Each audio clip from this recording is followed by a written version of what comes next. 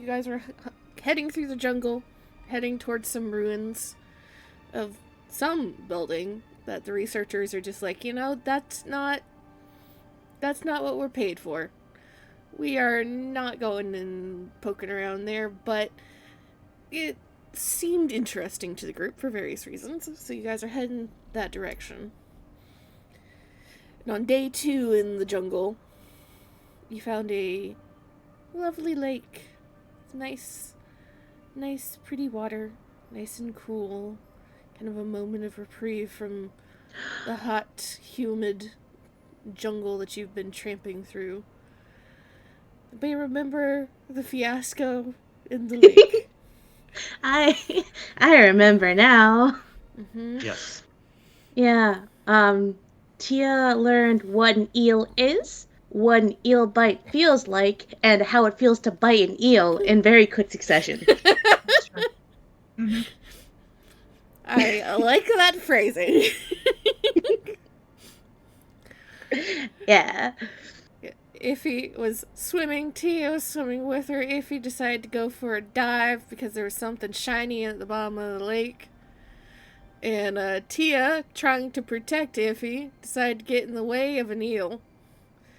Got a nice chunk of the arm taken out in fighting the eel. Kane, who was not trying to swim today, ended up having to swim today to deal with the eel because the ladies were having problems.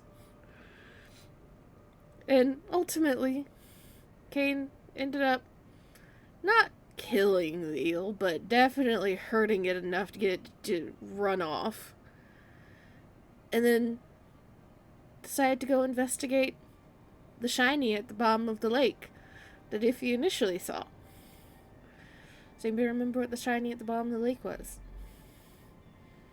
A crystal of some kind, a holocron that belonged to neither Sith nor Jedi. There was also a symbol somewhere nearby it, and touching it gave Kane really bad vibes.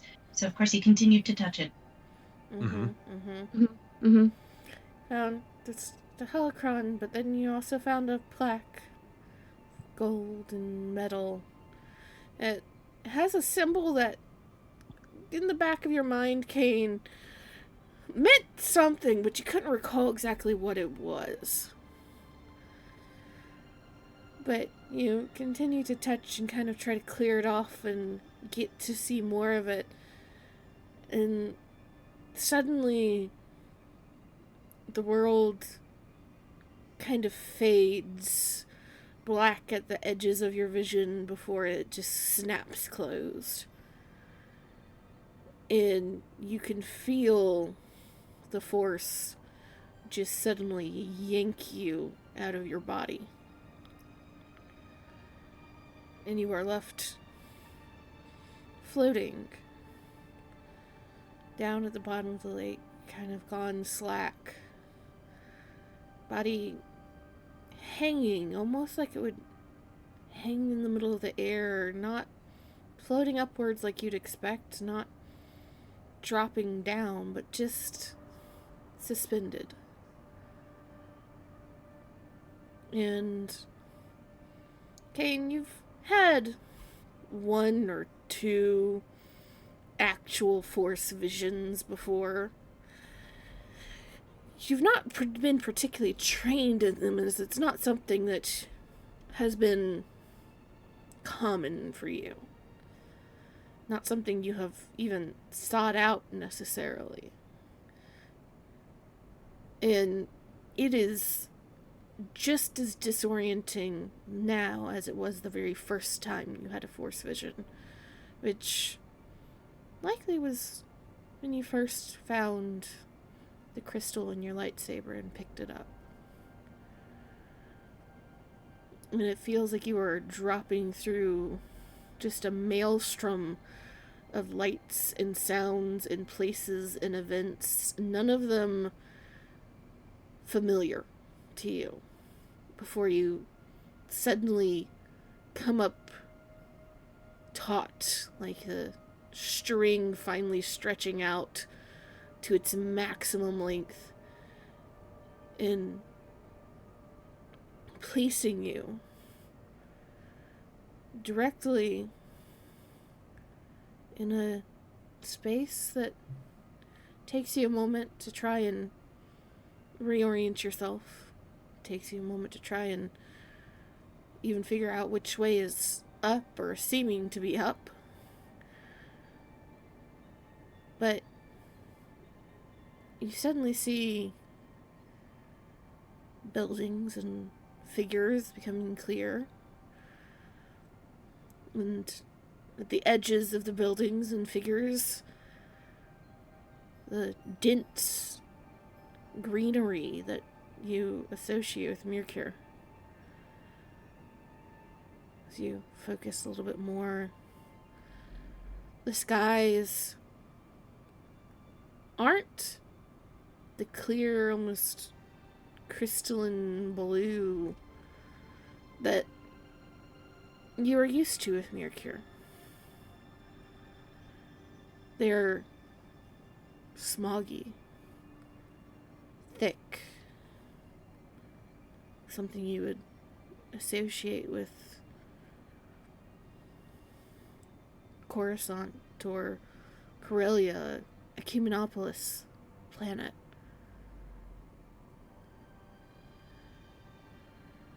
You see smoke and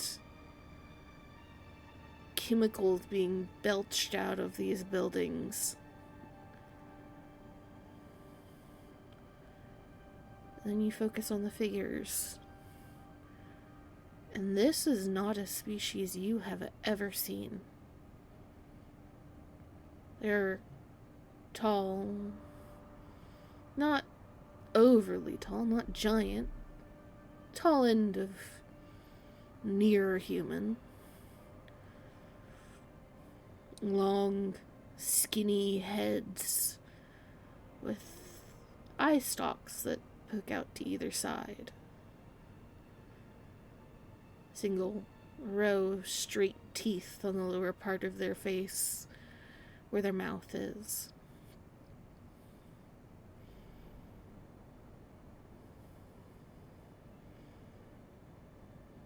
How's Kane doing? It's just a vision, right? Mm-hmm. He's just kind of observing. He's not really... He's confused, but he's just really trying to take it all in.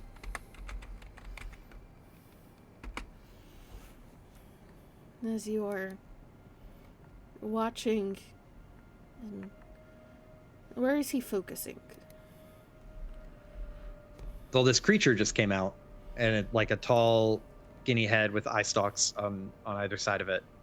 Mm-hmm. So, like, that's where his immediate focus is. As I assume the creature was coming out and, like... Well, this is all of the figures to that you do see kind of like walking around. Oh, okay. I thought you were describing, like, a specific one doing a specific thing. No. Then I guess... I don't know where his vision would linger. There's like, the city's not destroyed, is it? The smoke coming out of it is like a factory smoke, right? Yes. Okay, so it's not like rubble. No.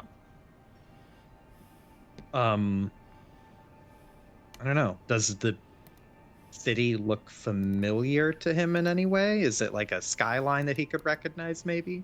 No. You've never seen this before. The buildings themselves, though you have seen a wide variety of different buildings and places through your travels, every planet and every culture seems to have its own, architectural style. This is a style you have only seen a handful of times in pictures and ruins. What was attributed to the style? Where did he see it? I will need a knowledge check. This will be education or lore. It is going to be 3 purple.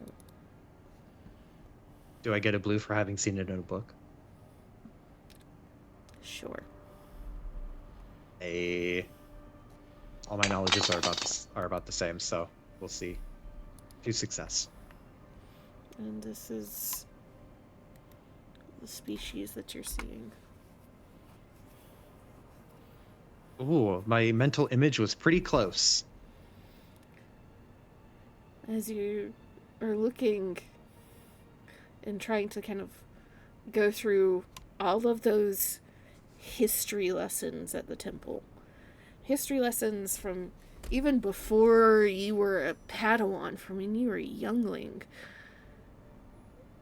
You start to remember perhaps something that piqued your interest for a few days. The tales of a empire that was ancient even to the Jedi. That it was kind of glossed over. Essentially marked as, well, you're not going to encounter it, so you don't need to worry about it. And the handful of pictures that you saw in the books of this type of architecture, of these people, belonged to that empire.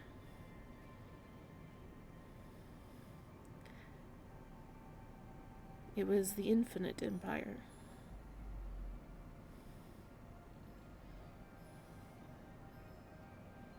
The Infinite Empire? Mm-hmm. And that's actually what it was called? Yes. Does it have any bearing on the empire we know and understand to be existent today? You don't know.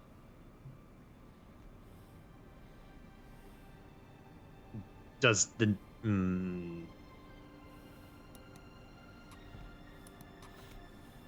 What all does Kane know about the Infinite Empire?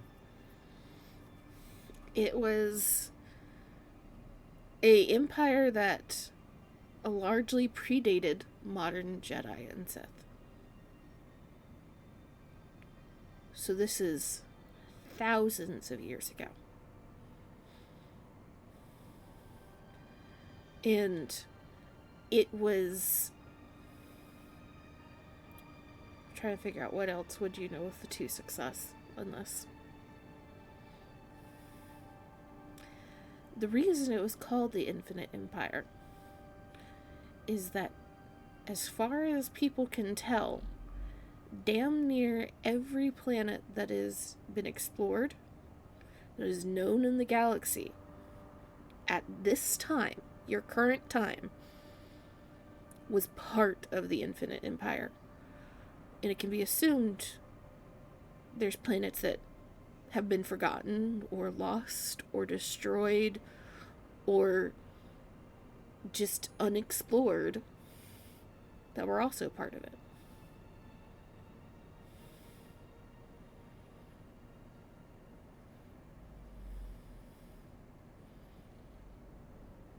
And ruins and places of the Infinite Empire are kind of up for debate as to their importance by at least Jedi archaeologists and historians and scholars. Some argue that they're extremely important because seemingly these people knew and were capable of way more than anybody is currently capable of and currently knows. And others argue that because the ruins are so thoroughly hidden and so thoroughly degraded by this point, there's not a lot of point to dealing with them. Because what are you going to find that's useful? There's bigger problems to try and solve.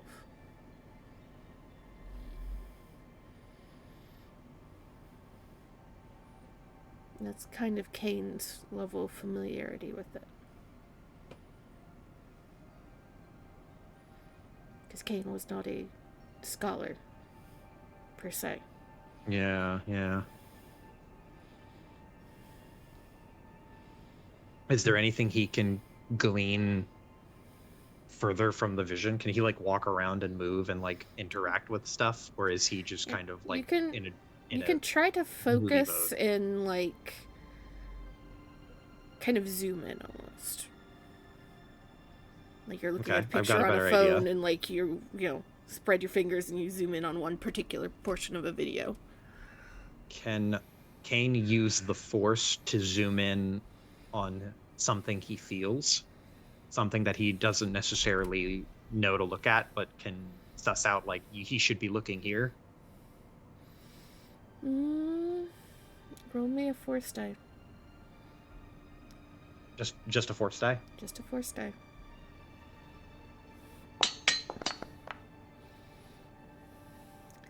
There is so much going on, so much unfamiliar, that you're not fully sure where to look. From the shapes of these buildings to some, you would think, cars that drive by that are completely foreign to you.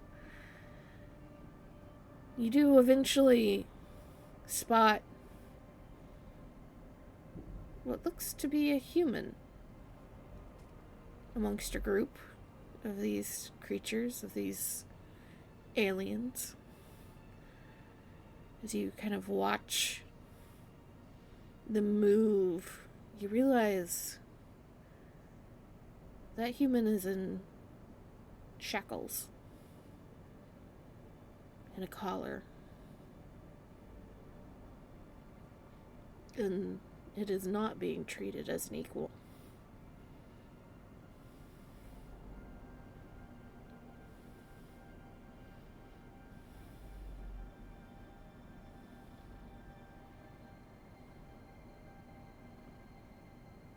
And as you continue to watch, you see the belching of the chemicals and smoke out of these buildings into the sky. It darkens. Night begins to fall. And the buildings begin to light up from inside with orange and yellow and red glows that, though you're outside, that's not electricity. At least not electricity you're familiar with. It's some other energy source that they're using inside.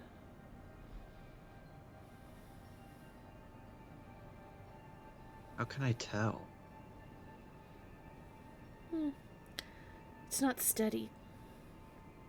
There's a flicker and a flutter to it that is somewhere between fire and the plasma of your saber.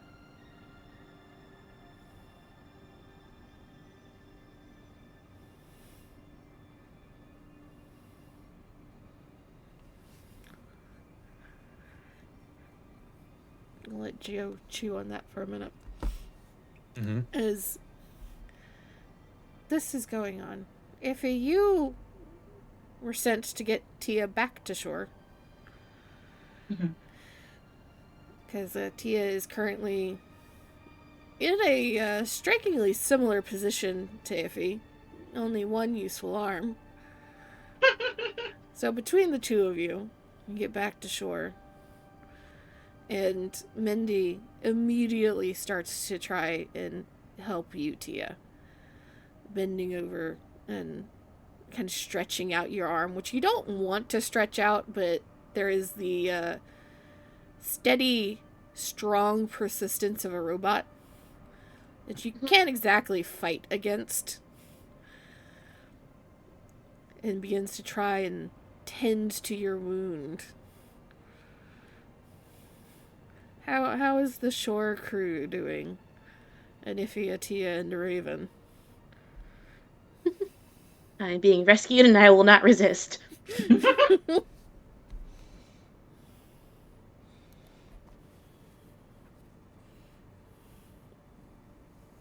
Well, I think Iffy, while Tia is being healed up, is fussing over her a bit, but in the process of that, I believe she stashed some of what she found down there, some of the shiny, in her bosom pocket, so to speak.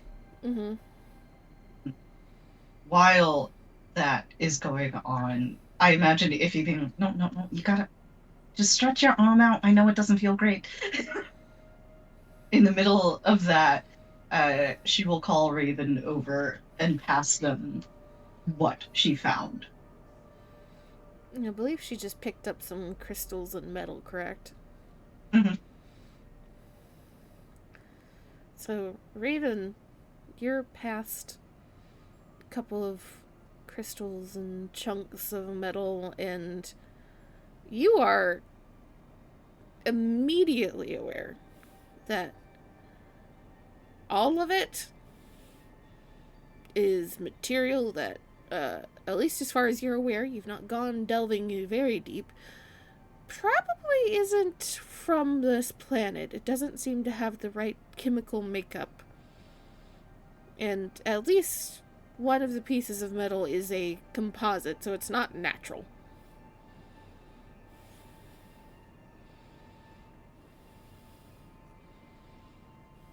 But it's different material from what we saw on the battlefield. Mm-hmm.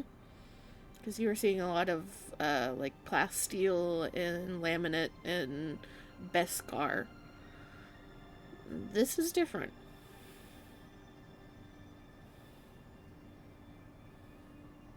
What are the properties of the metal? Let me see. One of the pieces does seem to be, from what you can tell, a composite of some sort. You'd have to do testing on it to figure out a composite of what. Another chunk that you see,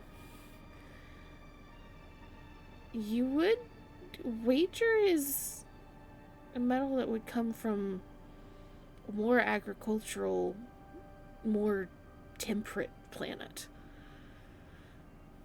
Something more close to, why did I just forget its name? Like Ord Mantell or something like that.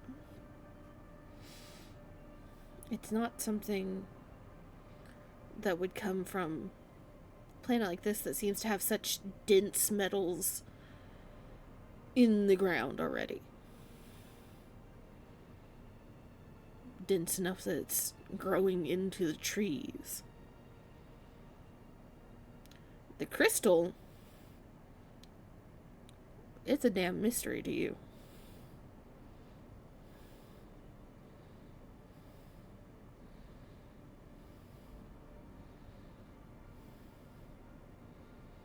What does crystal look like? It, as you're like holding it up and kind of turning it in your palm, has the, what's the name of that crystal? Pause.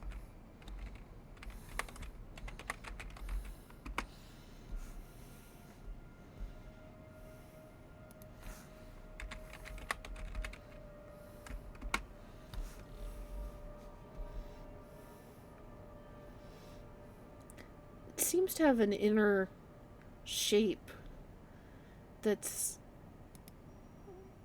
not dissimilar to like pyrite crystals,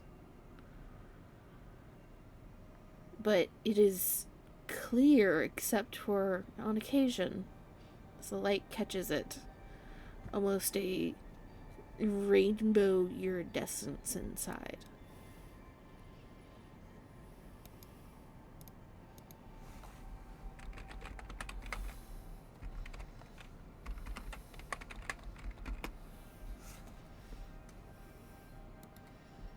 What sort of shape is it in? Is it sort of natural cleavage? Has it been machined? Is it a fragment of something?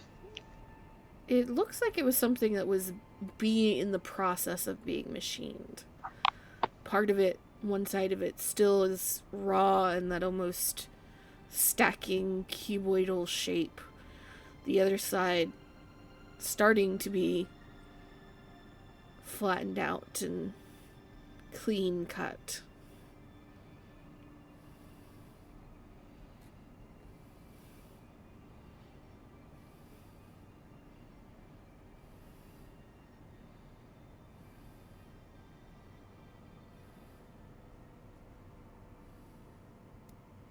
What state is the metal in? On the metal, the composite one is in a full ingot of some sort. It looks like it has been machined and is ready and waiting to be manufactured into something. The other is just a chunk of metal. It's about palm sized.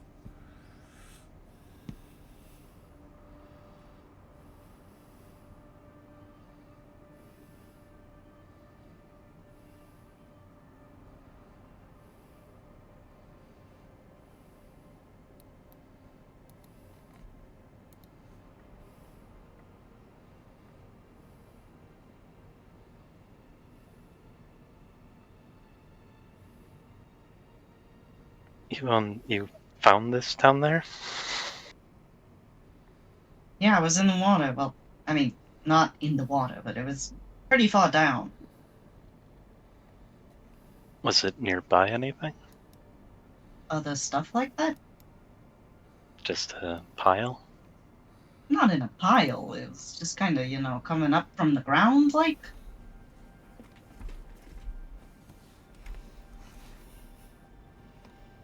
Because this is a machined ingot that wouldn't be naturally occurring. I think Iffy's jaw sets a little bit, and she looks over her shoulder toward the water. Then back over at Raven and Tia. I don't like the implications of that. The crystal too is this was probably being worked on for something. I should ask, are you okay? You that look? Me? Yeah. Oh, I'm fine. You don't gotta worry about me. Is Tia okay? I imagine they're having this conversation probably not far. So, Iffy will look over to Tia. Oh, I think you've had better days, but you're gonna be alright, huh? Is Tia she'll- currently cussing out Wendy? No, she would never. She doesn't swear. She doesn't really swear. No, she would never. However, she is putting on her bravest face. She's it's obvious she's in a lot of pain, but she's trying to soldier through it. It's like, no, that doesn't hurt at all. No, it doesn't. Mm-mm. You're good. I'm good. I'm fine. But she is trying her best to keep her eyes on the water. Cause what if there's more eels? Kane's alone out there. What if they're traveling in packs? They do that, right? Probably. You don't know. She doesn't fucking None of know. us fucking know. None of us fucking know how eels work. But she'll give a shaky thumbs up. Insert totally fine emote. Minus the tears, because she's being brave. I'll be right as rain soon. Nothing to worry about. Though I am a bit more worried about Kane. What if he gets ambushed out there? think there's another set of the jaw. If he nods. You know, I'm starting to have that worry myself. We should have come right back up. It's not like him to stay. She looks over at Tia, and she doesn't say something. She's thinking it kind of loudly.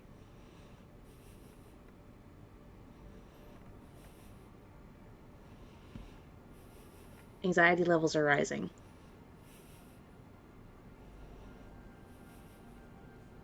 It's a very, are you going to be okay if I go to take a look? Kind of glance, you know?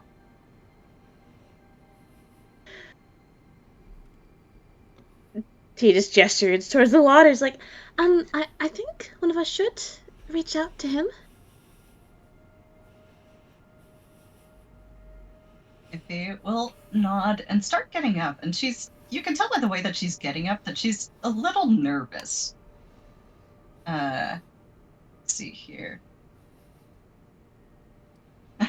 I'm tempted to use backroom deal again, but I don't know if Z will. We could deal with the eels for safe passage. No, Jesus. no. I was gonna argue. Can I have one of those little sea scooters if I pay for it? No. Okay. No. It's worth a shot! You walked into a rainforest, you would not have that on you. All right. No worries, no worries. Do you But want me to help? if he shakes her head, now somebody's got to stay with TT and Mindy, and you've got that fancy shooting arm. I'm not that badly hurt. Now that I'm patched up, I'm pretty much good to go. You start to try and move your arm, and Mindy just smacks your shoulder. Never mind. You're not supposed to get it wet for at least 24 hours. Oh, what about the rain? It's a rainforest, isn't it? You have a sleeve. That happens. Okay. Yeah, I'll just park my ass down here. I'll just stay here.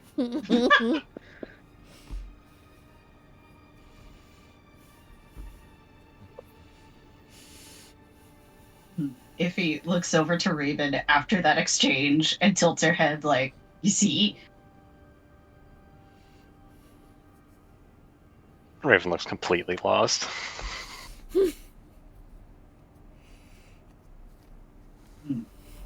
Iffy nods again. Well, let me ask you this. Are you better at shooting or are you better at swimming? I don't think I'm very good at either of those. Have you been swimming? No. Well, there's our answer then. I happen to be a very good swimmer, and even I got a little bit turned around down there. So, I've seen you shoot. You're not a bad shot. How's about you stay with TT over here, make sure nothing happens? I go look after Kane. Yeah, I can do that. If he will walk over, kiss Tia on the forehead, and I think she looks at her and be back soon. A nod, a hug.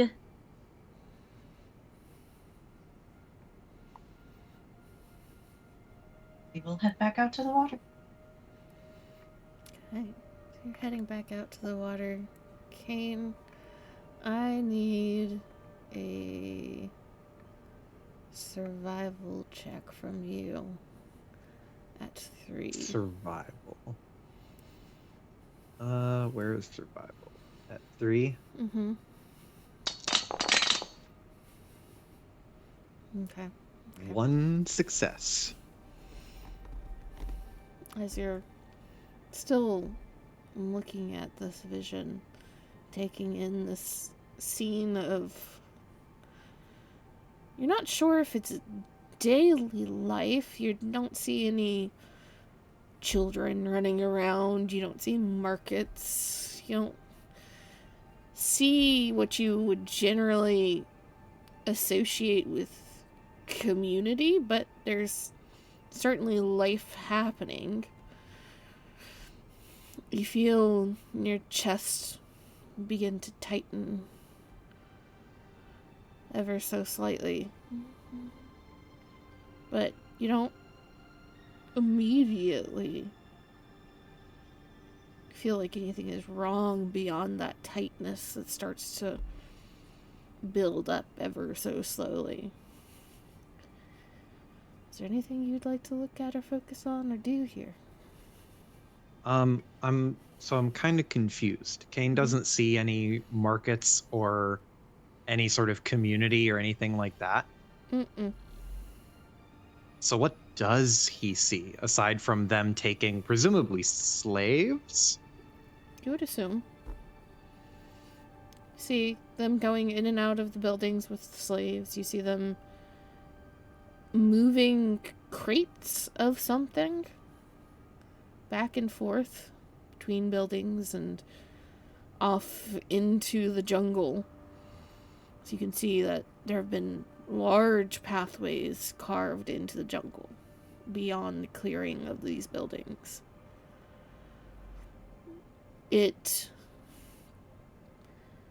looks more like some cross between perhaps a downtown business district and perhaps a very busy distribution district.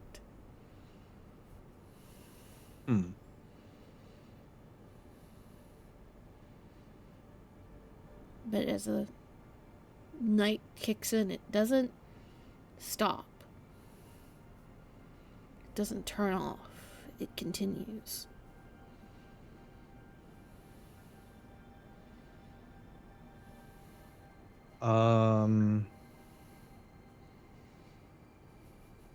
Is there any, I don't know, like big important building on the horizon that Kane could see that is like a landmark? Like something big and interesting that would catch the eye? You look towards the horizon. You don't see the top of any building or anything, but you see off in the distance, as the night kicks in fully and the sky darkens without any stars, and the sky clouded enough that the moon's brilliance doesn't even shine through. You do see a pillar of light.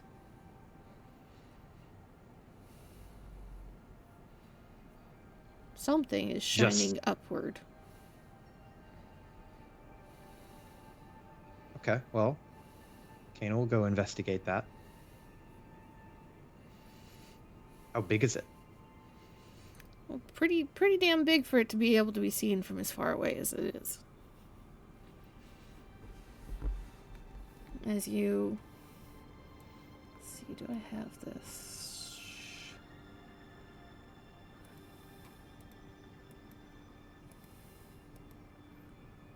I thought I had this somewhere.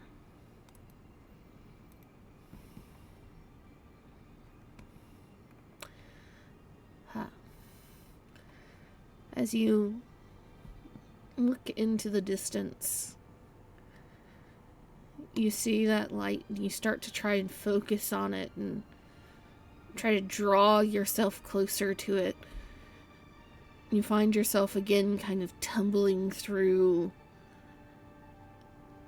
light and noise and images that mean nothing to you, that come by so fast you can't even fully process them, before you find yourself in front of a building. It's pyramid in shape. And this is what you see. But rather than being overgrown in vines and plant life and dirt. It is gleaming dark metal standing out amongst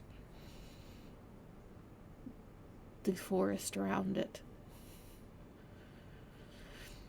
And that same pulsing orange-red light that seemed to be powering the other buildings is shining through this and upward through its main spire into the sky above.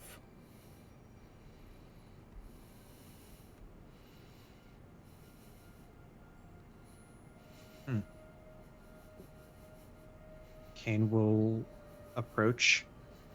Are there any creatures coming in and out? There are fewer. You see a handful going up the main steps towards the main and what you assume to be the main entryway. But you see notable fucking fireworks, goddammit.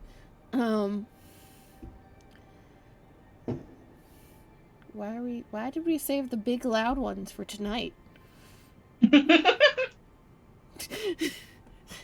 Those were louder than the ones I set off on the 4th.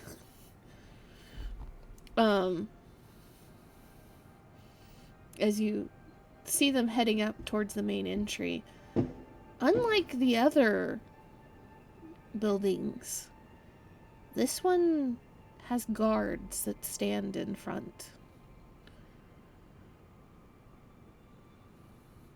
These figures in armor rather than the lighter weight suits and clothing that you saw the others wearing. And on their hips, you don't see blasters, you don't see sabers, you see at first what you assume to just be large sticks. But you see that there's power cords attached to them. You realize that they likely ignite in some way once they're brandished and wielded. No one's reacted to Kane, so he's just going to walk past them. Give me another survival check at 4 this time. 5? What does it mean? And where did the survival go? There it is.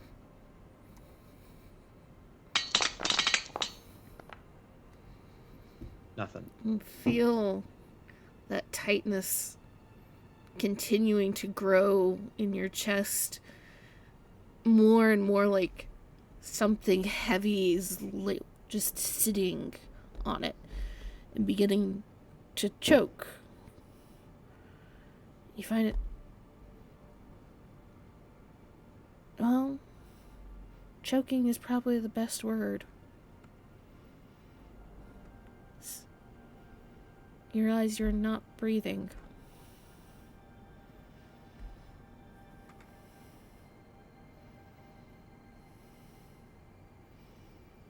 So... And you're gonna take a point of strain. 1 strain? Mm-hmm. Okay.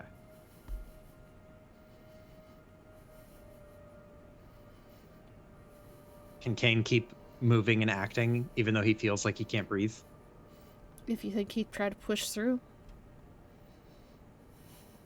He'd panic for a second and then start to realize, like, okay, wait, I'm seeing this vision, but I'm also underwater. And he is, at this point, too, like, he doesn't want to let go of what he's seeing. He's too curious to find out more about what he's seeing. So he is going to try to hold his breath, like, in the vision, to hope that it actually translates to him being able to hold his breath out of the vision. Because there's no rules, it doesn't matter. And he's going to try to progress further into whatever this thing is. You move past the guards. They don't react to you. Nobody reacts to you. You are fully aware at this point that you are a guest, an unseen guest in this. God damn it. We can't hear anything if that means anything. Yeah, we can't hear anything at all. Mm-hmm. So it's not coming up on the recording. You know It's how... keeping you, though. See, I can see it on my mic, though, so I imagine you can hear it on Twitch. You know, it's like one of those, like, big box fireworks that just set off a whole bunch of shit at the same time. Mm-hmm. Somebody's doing that, like, directly behind my house right now. Bruh. You're 2 days late. I'm just waiting for Hazel to come running up the stairs, panicked. Aw. Poor puppies. 4th of July and New Year's are like the fucking apocalypse every year. Mm-hmm. But you continue past the guards, and you see a set of heavy metal doors in front of you that you kind of pause in front of until somebody exits and you move through. Find yourself in... you'd assume to be a lobby of some sort. There's a couple of chairs to either side of you, and in the exact middle of the room, floor to ceiling, is a wall. And on it, you see images. There's a mural of some sort. And you stare at it, trying to focus on the image, trying to figure out what it is. And you realize it's a battle of some sort, a fight. You see these figures that you're surrounded by, these aliens, on one side, wielding what looks to be swords, primarily. And on the other side, looks to be more recognizable species. Humans and Twi'leks and Miraluka and things you have seen, have grown up around. But these figures are being massacred, slaughtered. Though there is some weapons on that side, some fight to be had. There's no real resistance being put up. Not in this image, at least.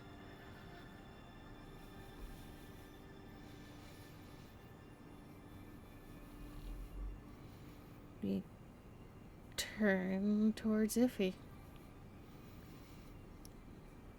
Iffy, you're going to... Tell me how you're approaching this.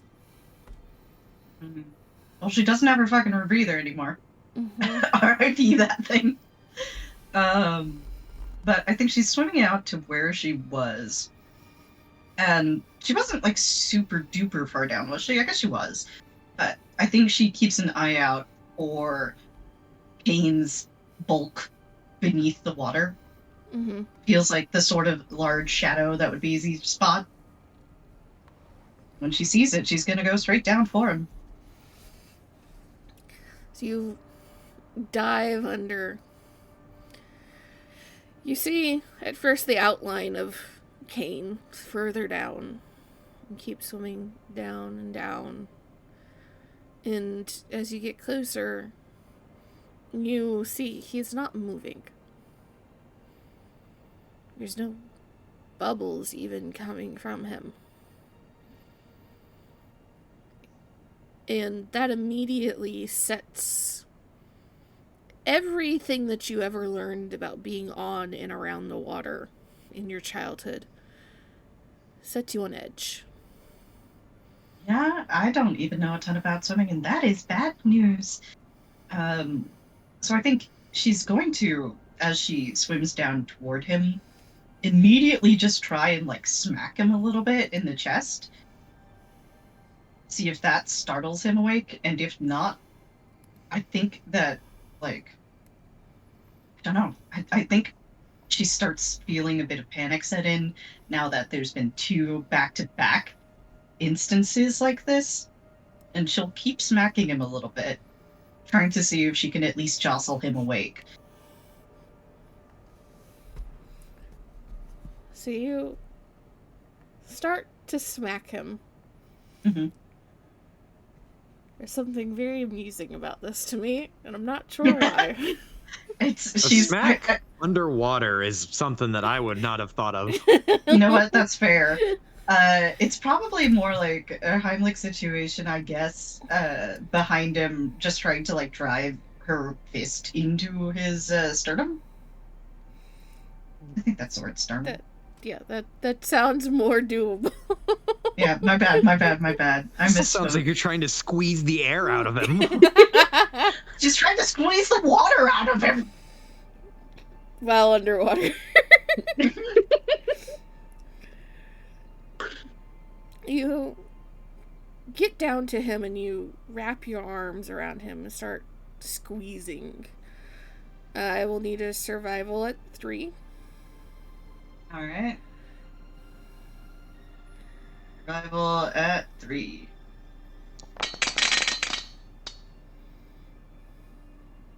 And you know what? I'm decent at survival. Mm-hmm. And as you're kind of maneuvering him, you realize that he's not resisting you in any way. There's no tension in his body or his legs or arms or anything, except that his hand seems to be wrapped around that piece of metal attached to the pillar.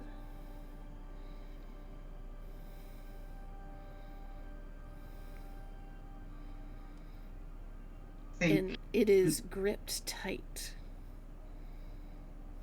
Mentally, Iffy is like, you gotta be fucking kidding me. You gotta be fucking kidding me. I'm the one who's supposed to hold on to things under the water. What are you doing this? She can't talk under the water, but she's thinking it very loudly.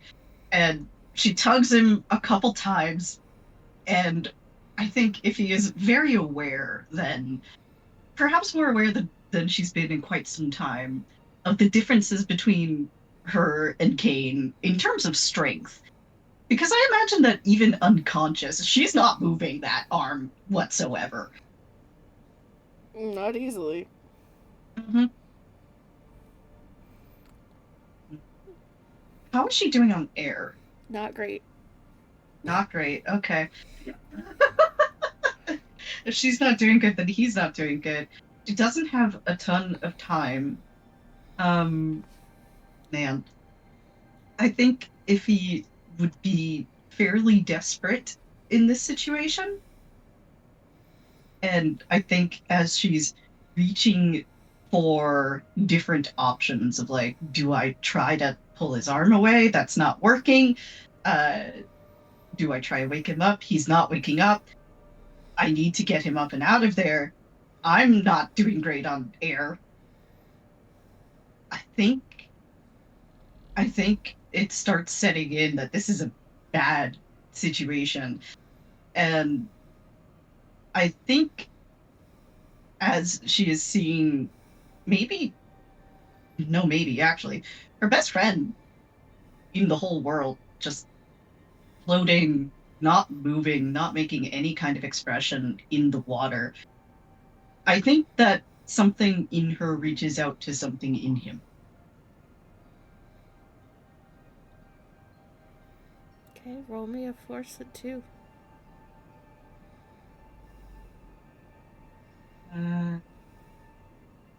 Not on my sheet. Oh, there it is.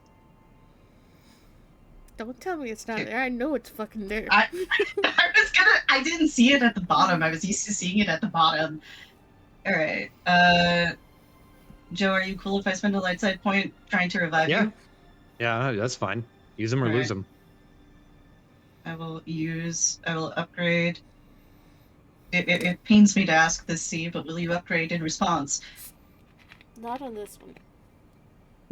I don't like the way you said that. My God, You did it. we did it. We did it, Joe. Never a doubt in my mind. Kane, as you're staring at this mural, taking it in, trying to, I imagine, both understand but also memorize it, you feel an extra force on your chest. Sharp and right in the center. It's once, and then twice, and then it goes away, and yet each one of those jabs to your chest makes that pressure increase even more, and it is now gone from uncomfortable to just straight up painful. And you get a vague sensation of there being someone around you. Not somebody that bothers you, not somebody that sets off any warning bells, but just a presence nearby.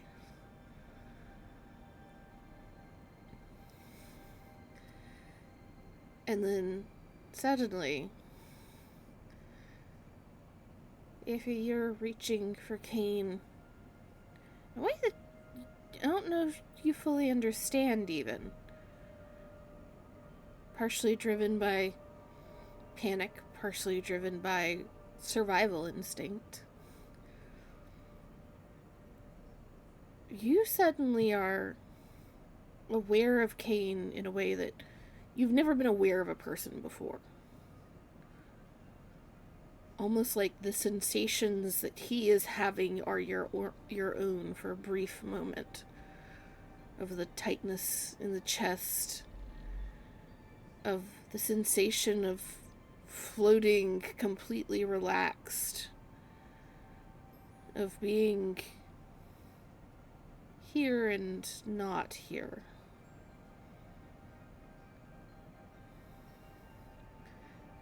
And Kane, as you're jostled away from the mural, kind of looking around at trying to find that presence, you hear in your mind Iffy screaming at you. Not even words, just screaming. Angry and scared.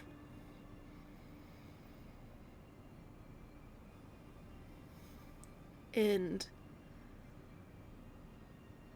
with that noise, everything around you blurs.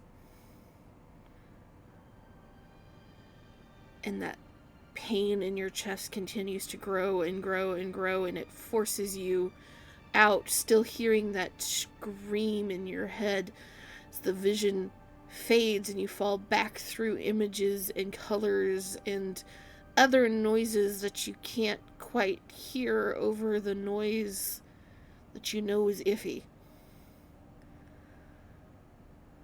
And you are suddenly back in your body, floating at the very bottom of the lake. Iffy grabbed onto you. And you have never needed to breathe more than you need to breathe right now.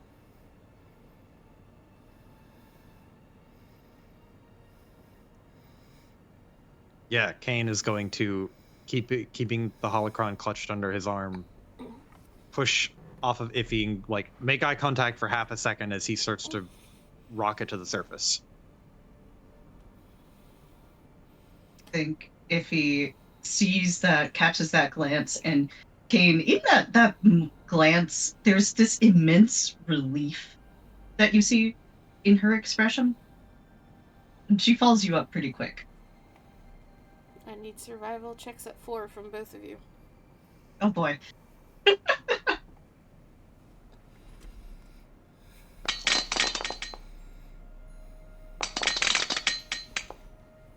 Ah, I see I drowned on the way up. I got a triumph, but I also fail.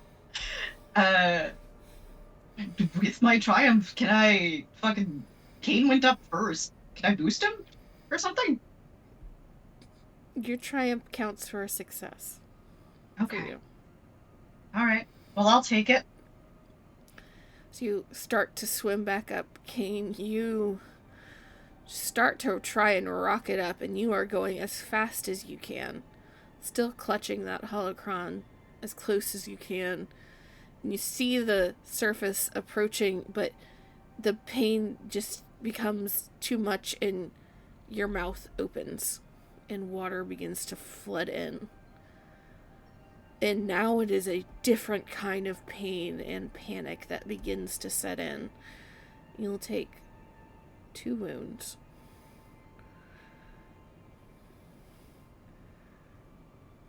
And I will need a cool check to see if you can manage to keep your shit together enough to reach the surface. It's a cool at 3. I'll hold my breath on this one. Pun intended. Oh, look at that. See? Hey, let's this. see. Look, Muriolans are just naturally cool, man. You got this. You manage to hang on to the one shred of focus and willpower that the Jedi ingrained into you, and continue to push yourself up even as you feel the water inside you burning. And you break through to the surface, coughing and spluttering and not fully sure that you're able to even catch a full breath as Iffy surfaces beside you. And I imagine starts to try and one arm drag you to a shoreline, whichever shoreline is closest. It doesn't matter which. The closest, yeah. Kane's gonna shake you off. Like, he's gonna float there for a second, just bobbing and coughing and wheezing, and now like he's conscious and surface bound, like on the surface, so he's not like in threat of drowning anymore. Right, DM? Not unless you fuck up royally. Cool. I'm gonna take that as a no. So he's just floating on the surface, but he'll shake you off if you try to guide him back to the shore. And he like looks down in the water, like from above the surface. He looks down in the direction where he came from, and he just kind of stares in that direction. And you can see his brow line furrow in this moment of like concentration or maybe anger, and then his eyes go soft, and then he looks a little conflicted, and then his eyes get hard again, and then he just closes his eyes really hard, and he'll stick his head underwater and just like, you don't hear anything, there's no noise, but he sticks his face in the water for just a second, and then will shake his head and then lift his head out of the water and just thank you. Let's go back to shore.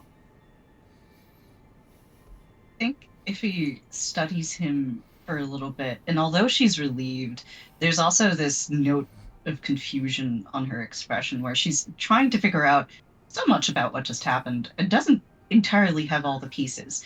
But she's glad that Kane's here, even if she is a little worried about his reaction. She's not judging him for it at all.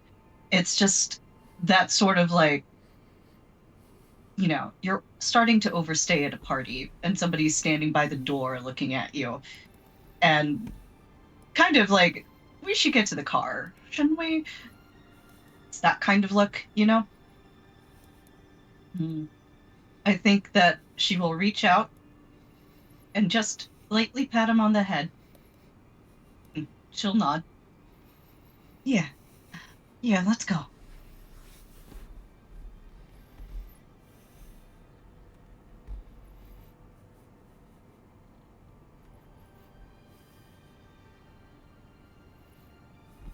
And swim over. DM, quick question. Hmm. How long would this have taken? Longer than Tia would have been happy with. Okay, that answers my question. I feel like Raven witnesses her McFrickin' lose it a little bit. Just a little.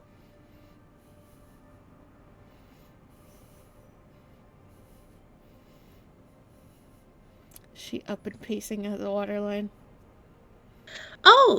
Oh yeah, dude, that was at the first start, because she had a bad feeling about this. She has an even more bad feeling. Sending Iffy out there. Okay, after 10 seconds, she's fucking freaking out, dude. It's panic time. Because what if they don't come back? What if there are more eels? What's happening to them right now? What if they're out of air? Swimming is fucking hard, dude. I don't think I trust you guys in the water anymore. I don't think anyone should have to begin with.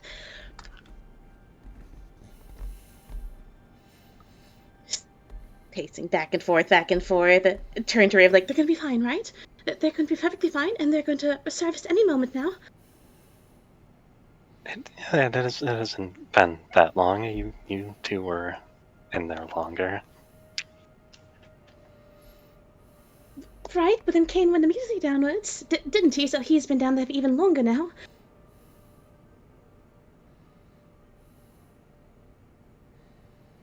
That's true, but he seems athletic. Right, you're right. They're probably fine. They're perfectly fine, and nothing's going to happen again. Right? Right. Yeah, right. Right, things are fine. History is not going to repeat itself. Everything is perfectly fine, and they're going to resurface any moment now.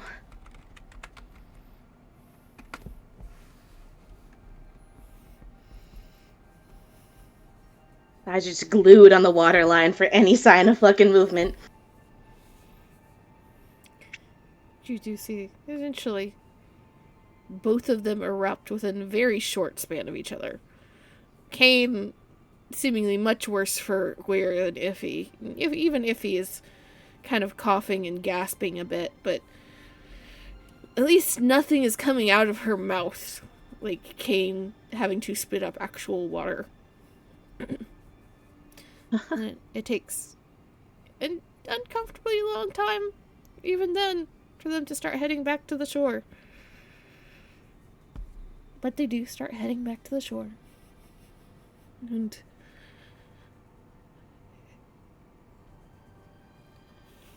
Joe, I would like to point out that every time I talk with you about a fucking system, you like to talk about how lethal it is. I just like Yes. fucking with you in the brain. Well, I don't. Don't mind me. Just go on, do your thing. Continue DMing.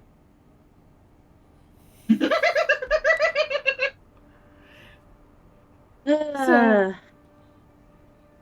one by one, they end up onto the shore. And Kane, even with as strong and as athletic as Kane is, you hit the shoreline and there is that exhaustion that comes when you don't realize just how much your body has been through until it is sitting down.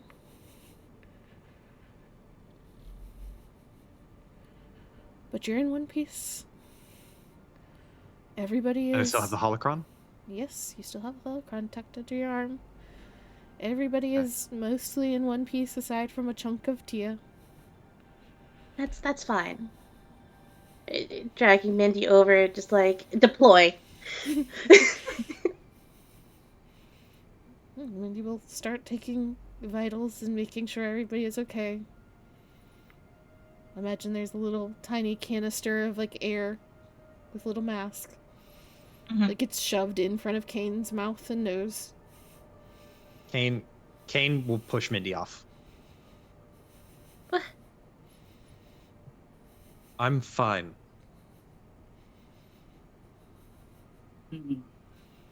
I think if he looks over at Kane, and she still has that, like, sort of confused look on her face, but there is a level of understanding as she looks over at Kane. Well, if you think you're fine, it won't do you any harm, right? Just a couple quick breaths, that's all. You see Kane really think about it. And he'll relent. And let Mindy do her little checkup.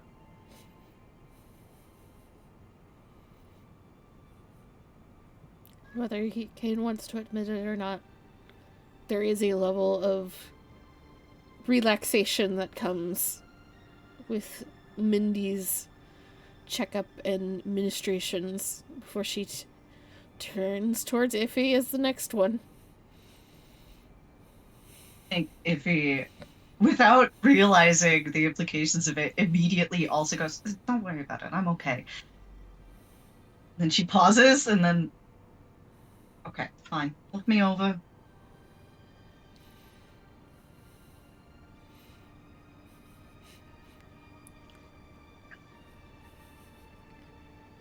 How we doing, crew? Oh, perfectly fine. Wasn't worried in the slightest. Good. I only got 2 wounds and 1 strain. I'm doing fine. I've got 1 wound and no strain listed. I got 3 wound, 0 strain. Got And a lot of 5 adrenaline for no zero reason. strain. 5 wounds? Yeah. Shit. Yeah. Did you get hurt after we healed up? Raven's been having a rough time in the jungle, remember? Oh, right. That's all from jungle shit? Jesus. No, they kind of threw themselves between Iffy and a wild animal. You didn't get healed for that? Yeah, the fucking goop healed us, didn't it? Yeah, the goop healed everybody a while back. You should only have... Was that before or after the goop? Yeah, I'm not sure if anything happened after that.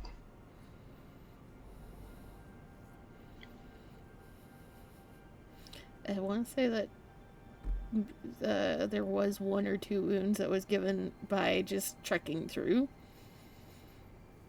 But you shouldn't have anything left from the animal issue. The goop was before that, though. Was the goop before that?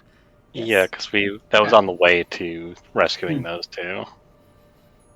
But you We did have a long rest after that. Yeah, you though. have had a couple of nights of rest. And Mindy would have tended to people. Mm-hmm. Yeah, I figured that during the long rest, Mindy would have given everyone a once over at some point. So bump yourself down to probably about 2, I think, is what you've gotten on this end of it. Alright.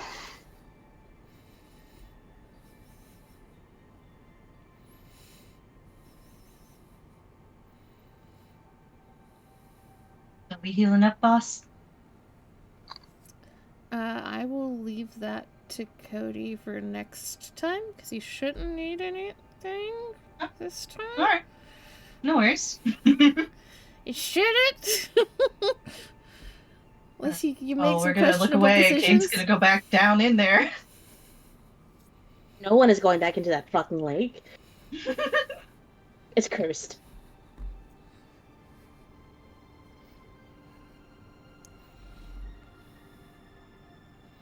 So, remind me, does Kane know how holocrons work? Vaguely. He would have encountered a couple of Jedi holocrons. primarily Jedi holocrons that are used for teaching. So he knows how, like, unsecured holocrons work, which usually just needs somebody of that force persuasion to meditate on them to unlock them. Or a couple of them even kind of function like puzzle boxes where you have to use telekinesis to unfurl them. More secured holocrons he's probably come across, but he's never been able to open them because he is either A, was not supposed to, because it was for, like, Hylomia and not him, or B, because they were dark side, and he just wasn't going to be able to open them to begin with. But never he knows how to open and activate them, at least. Yeah, you've never theory. seen one that is not fully aligned, at least as far as he can tell from the outside. Okay.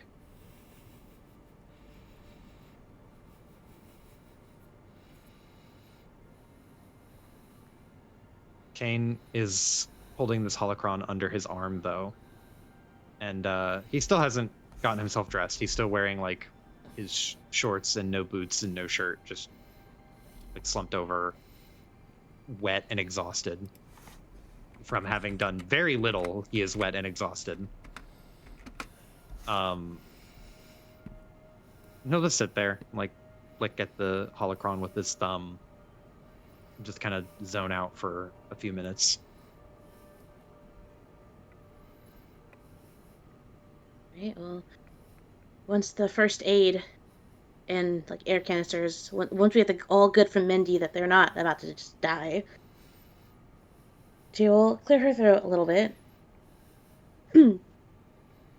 So, can I ask a little bit of what happened down there with you two? Was it more eels? I got stuck. The eels aren't a problem. They're just wild animals. Not a single eel in sight, I can confirm that much. Whatever that is, if he points to the item. Okay, you were holding on for dear life. I saw it down there, and it came loose from something I was fiddling with. It might be important, so I figure I should hold on to it.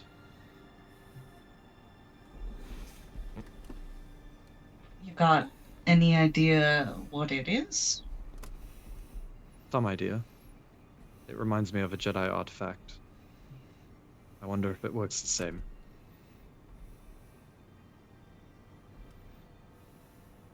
Kane says Jedi artifact, and there's just a small flinch from Iffy. She doesn't, it's not an aggressive one. Just as if she's been, hurt or something like that. Oh, Jedi artifact. Well, that means it's in good hands, right? Doesn't say anything. Jesus. Sorry. Somebody Sorry. let out a firework around here, and it was also really loud. Your fucking turn!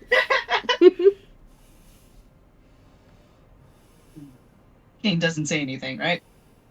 Yeah, in response to it's in good hands right now, right? He just doesn't say anything.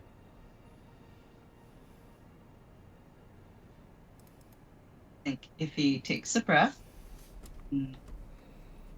Tia and Raven can both see her working through this, although I think Tia probably has a better idea of what's going on in Iffy's head. It's not quite scheming, but she's definitely figuring out a way to approach things. And it also seems as if there's something on her mind that she's not exactly talking about. And then she'll look over at Kane, and I think she puts out, like, her one good hand near his, not touching it. Kane, do you want some time to fiddle with that? He like snaps up and like he didn't realize he was zoned out as he was, and he goes, yes, I think I would like some time to familiarize myself with this. Right. If he will look down at her Star Wars watch of some persuasion. Half an hour Mickey sound Mouse okay? watch. Yeah, her Mickey Mouse watch. Half an hour sound okay? I'll come look it for you, alright? Sure. Yes. Look at me. You sure? He looks up and he averts his like he doesn't meet your eyes for a second. Like he has to kind of like it takes a few seconds of you staring at him for him to find his eyes and get back to you and meet your gaze again. And then when you lock eyes with him, he doesn't buckle, but you can see like I don't know how to describe it, but like a pressure in his posture kind of ease off a little bit. And he exhales and will go, oh, yes. Yes, that should be enough time. Half an hour, but after that, we gotta renegotiate. And you know me, I'm not going easy on you just because you're my friend. That does get him to smile. He smiles, and if he smiles too, and there's some relief of that, whatever it is that's on her mind. And she'll nod. All right. How's about we try and figure out where we're drying our clothes off? She says, turning to the others. 8 or something? Do we got rations for this? Do I have to go catch something?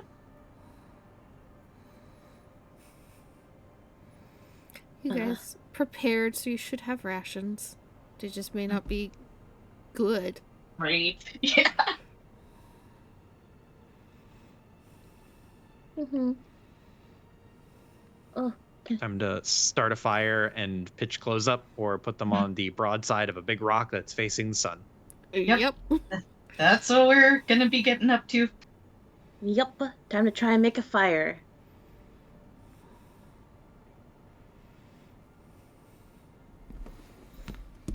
Okay. So you guys, imagine kind of head up the cliff just a little bit so that you're out above the water rather than on the shoreline. And pitch a half camp, we'll say. Start trying to dry some clothes and get some energy back to continue walking for a little longer into the evening. Who's doing what? You know what Kane is doing? Yeah, we'll get to Kane in a minute. He should probably be the person setting the fire. I feel like that's the most annoying task. Fire? Mhm. Fire. Fire and then just chilling and eating. Mm-hmm. Tia. Much the same. But she will be breaking out that tablet. To do some doodles and to write some stuffs. Doodle and eel and then draw a big X across it. Don't touch. Don't touch. Put a bite mark on it with one of Yeah. the bandages. Doodles of her successfully murdering the eel. Mm-hmm. Mm-hmm. Mhm, Although mhm. her photographic memory only allows her to remember things that successfully happened. Yeah, so it's Kane that defeats the eel. I feel like she does. I feel like, okay, if we're doing a little half camp, can I get my toothbrush? Mm-hmm. Yeah. Mm-hmm. Mm-hmm. Raven. We are looking over what they've collected and trying to do what sort of slender amount of experiments we can. in the jungle. What would you like to try and find out? Probably basics first. Hardness, is it magnetic, conductive, that sort of thing. The metal is certainly conductive. Very conductive, in fact. Less so magnetic. Let me see here. Roll me a core worlds at 4.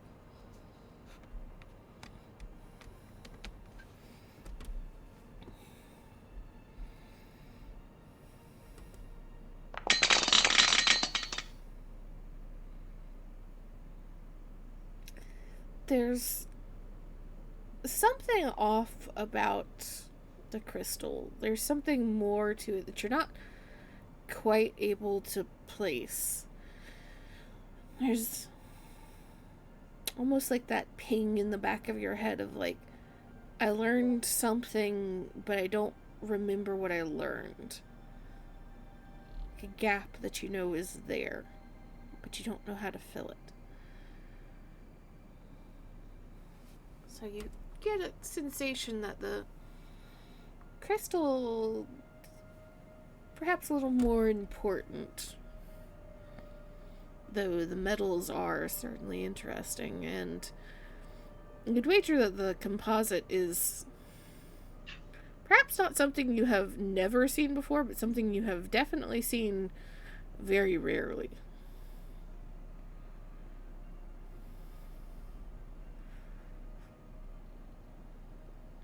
And one of the chunks of just raw metal, by its oxidization and everything going on the edges of it, you know that it's been underwater for a very, very long time. Did I break out there? Yes. Very is what we heard. For a very, very long time. How long are we talking? You're surprised it's still in one piece.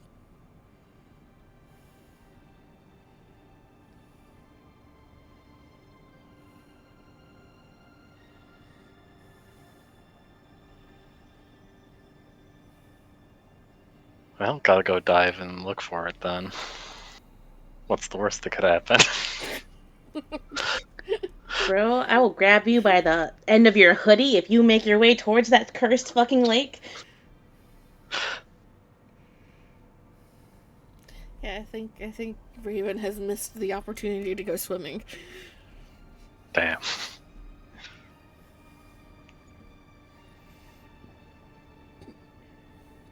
You can go where you can stand. Now we'll never know what sort of herring encounter I could have had underwater. For now. I will not say that there won't be more water encounters in the future in this campaign. Bruh. Kane, you've set yourself off to the side of this camping area just a little bit. Close enough to be grabbed if somebody is in trouble or if you're in trouble. You settle down, imagine legs crossed, this holocron in your lap. How are you approaching this? What are you doing first? How do you normally turn on a holocron? Usually the two most common ways is either it's a puzzle box that needs to be opened, or it is a meditation that needs to be had. And we'll try puzzle box option first. Well, what does it look like? It's about 7-8 inches on its longest side, about 4 or 5 top to bottom. It's shaped like kind of like an old-fashioned chest almost. You can see crystal and metal running inside. The outside is largely metal. Mm-hmm. It doesn't immediately glow like most holocrons that King would have interacted with, that immediately react to his force nature. So you would assume that's either opposed to or less force inclined than Kane was used to. There's some carvings and what you'd venture to call even like writings and glyphs in it, but you definitely don't know that language to even begin guessing.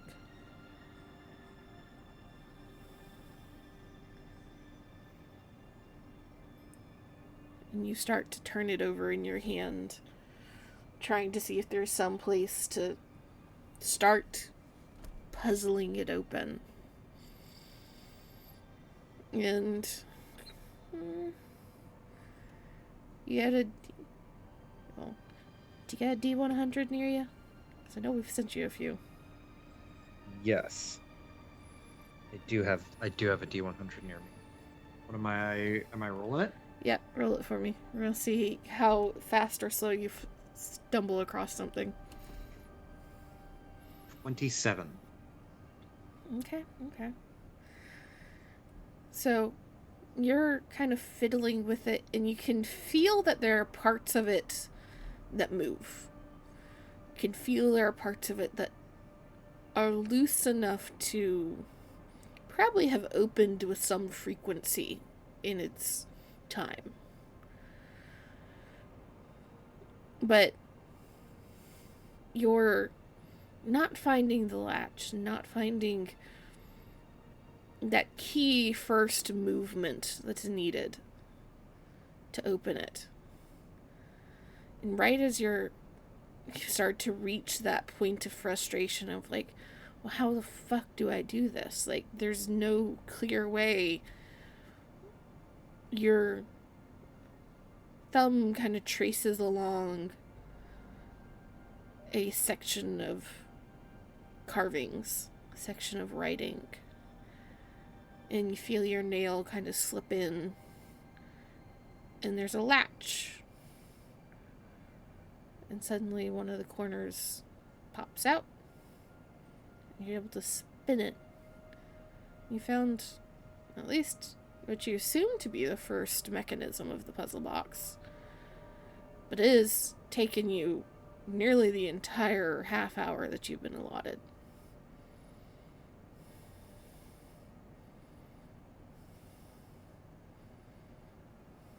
Did Iffy come to check on him yet? We will come to check on him precisely after half an hour. She's extremely punctual. So he wouldn't have gotten it by the time she gets to visit, right? No. But you're making progress, which is something.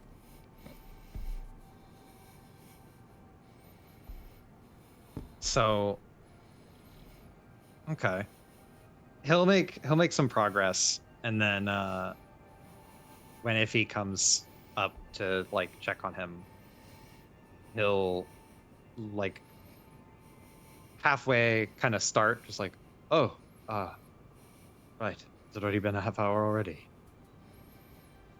If he will not, unless my watch has gotten really, really out of time. Is it waterproof? Would you believe it actually is? That was part of the reason I bought this one. I wanted it to be certified past a certain depth.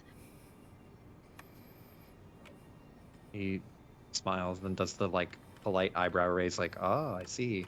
He doesn't say anything, and he just turns over the little holocron in his hands, and he's still kind of examining it, tracing his fingers along the lines, and turning it upside down and right side up and whatever. Guess I have to stop for now. Iffy will sit down across from him and with her knees up, wrapping her good arm around her knees, the bad arm just kind of hanging at her side. Yeah, if we're gonna make any more progress today, I don't know how much more time we can have with and she looks at it, and you can tell she's trying to think of what exactly to call it. Oh, important artifacts. At least until we get back to camp. His eyes kind of go distant for a second. He heard you, Mhm. but his thoughts kind of go elsewhere. And he comes back with a question and says, Iffy, when you're the right person for the job, I do not get frustrated when everyone else tries. Believe me, that's a struggle. I mean, you don't think I get frustrated? Do you? All the time. There's so many things where somebody's yapping about this, that, or the other, and I happen to know a little bit more about them. I'm standing around waiting for my food to come in. I hear somebody talking stocks, and they're making boneheaded decisions. Sometimes it takes everything in my power not to just stand up and tell them they're an idiot.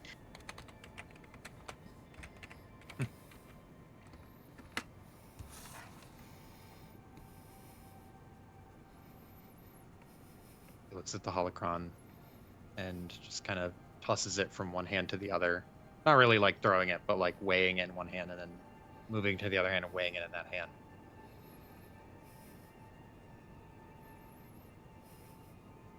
I hope my intuition is right and that I am the right person for the job. If he looks down at the holocron, that job. He hesitates. Yes. You competing with anybody for this position? No. What's so frustrating about it then, if you don't mind my asking? It's more about other things, not specifically this.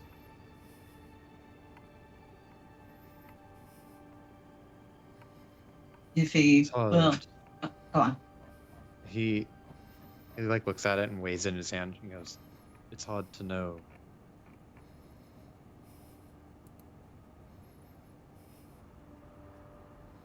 It's hard to know if I'm being patient enough with people.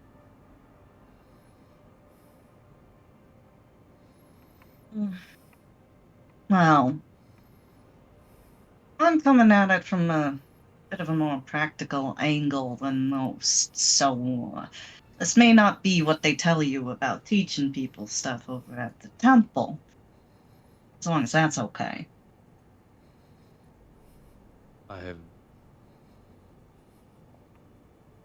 I've always admired the knowledge I've gained from talking with you. There's a little smile from Iffy. Well, here's the way I sees it, right? You can force somebody to do something, but if you do, chances are they'll probably resent you for it, at least a little. And if you do that, chances are also high that they won't learn anything from it. You know, if you just try and keep piling stuff on top of a plate or something, eventually it's going to shatter. You know what I mean? He nods along. But if you instead try to let somebody figure it out on their own, don't try to make them do something. Just maybe make it seem like it's their idea. Ask a couple questions at the right places, make a suggestion here and there. Well, then they feel like they figured it out. And when they feel like they've figured it out, they feel like hot shit. If somebody feels like hot shit around you, they're far more likely to want to work with you.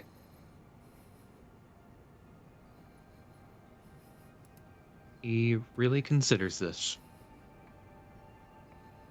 Like, furrows his brow, nods his head.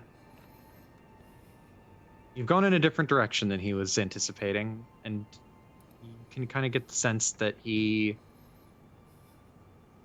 likes that you went somewhere else with it. So he nods.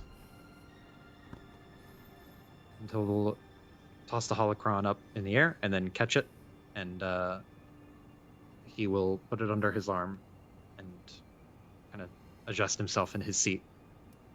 Thank you. Suppose we should get going now.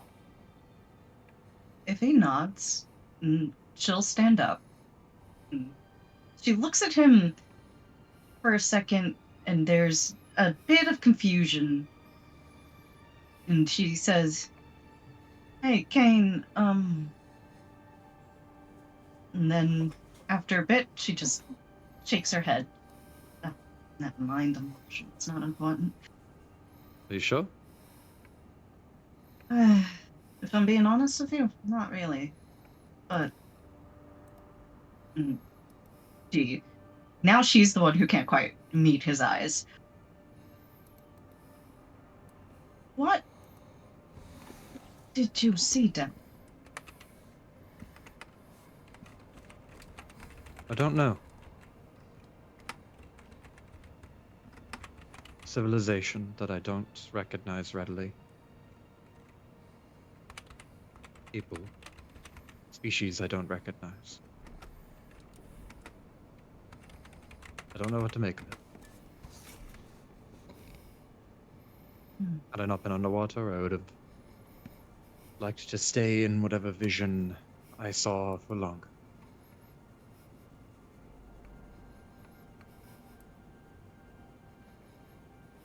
I'm sorry that you couldn't stay, Kane. I really am.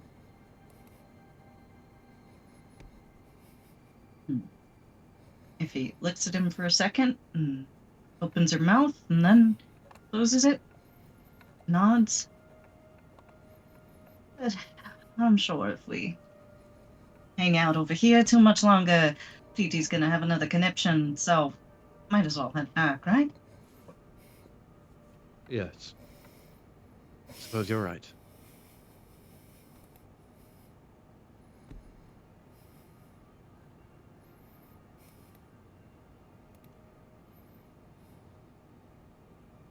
And that's it. That's it for Kane. He's ready to pack it up. Yeah, I think Iffy will go back with him.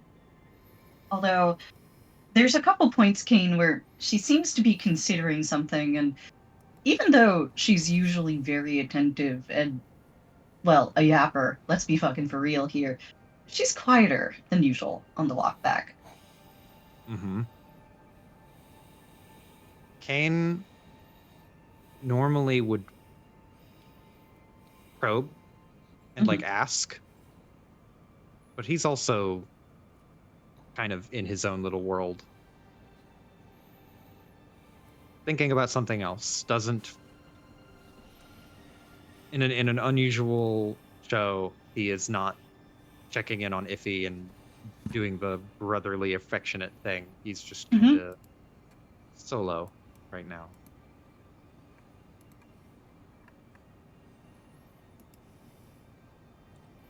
I feel like when they come back, it does look like they must have had like some sort of very serious discussion. Uh-oh, Mom and Dad are angry at each other. They're not even angry at each other, which is the best part. The holocron is a D20. D20 holocron. The I'll be right back in a icosahedrocron. It's too close to the weirdness that's in my brain to not use that. So, Whoa. you all, Can we roll it? I would not advise to roll the artifact. Fuck. Did Kira say she needed to be right back? Yes. So, 5-minute break for everybody. Yes. Heard. I would like to get some munchies, so I'll be right back myself. Mm-hmm.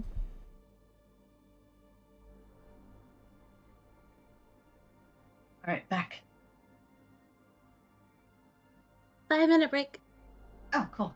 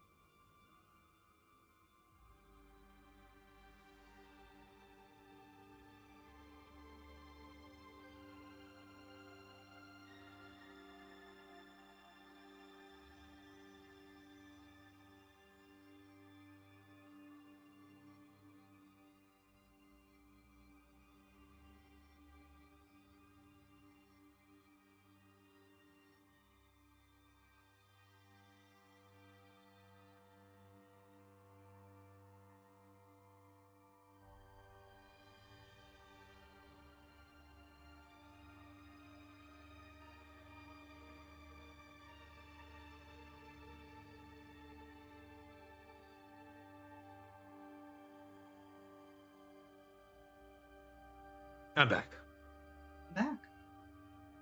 Oh.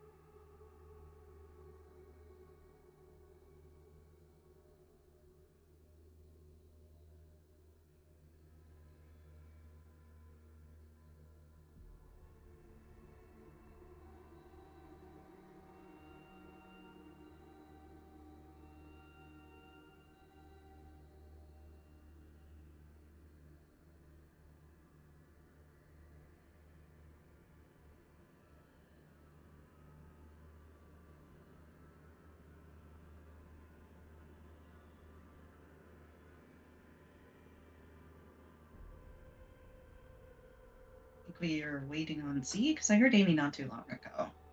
Mm-hmm.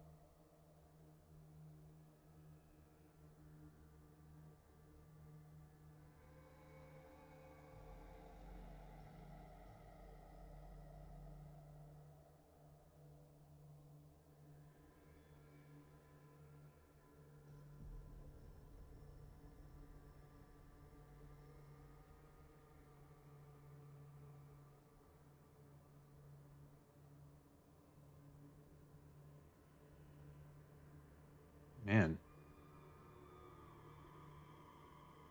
Mhm. I wonder what's after this little lake.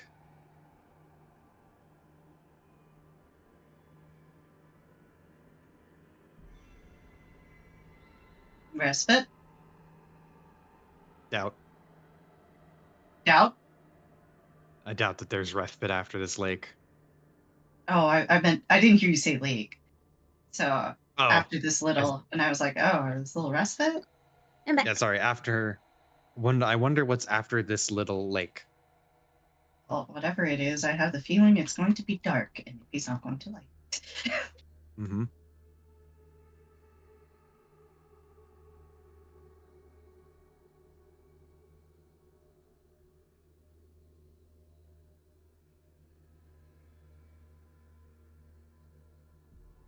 Curious though. Mm-hmm.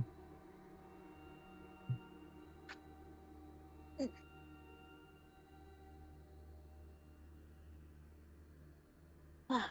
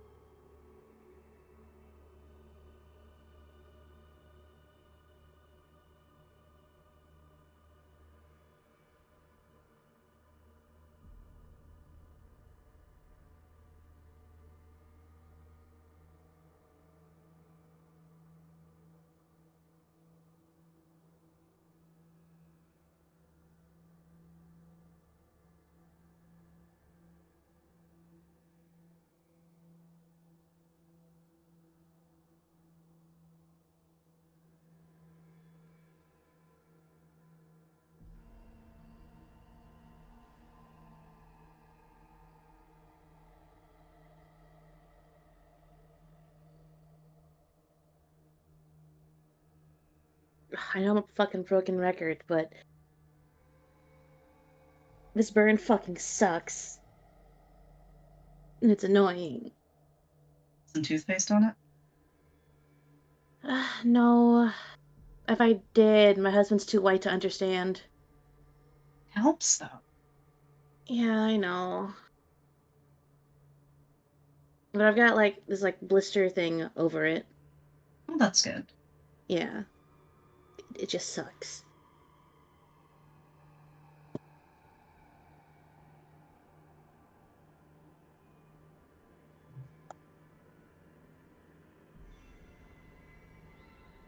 Especially because it's like on my forearm where I would rest my arm on my desk to use my mouse. Uh-huh. So it's just extra annoying.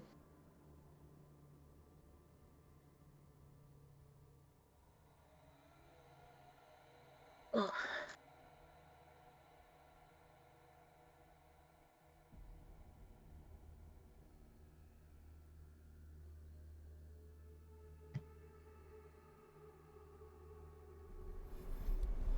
Okay, I'm back.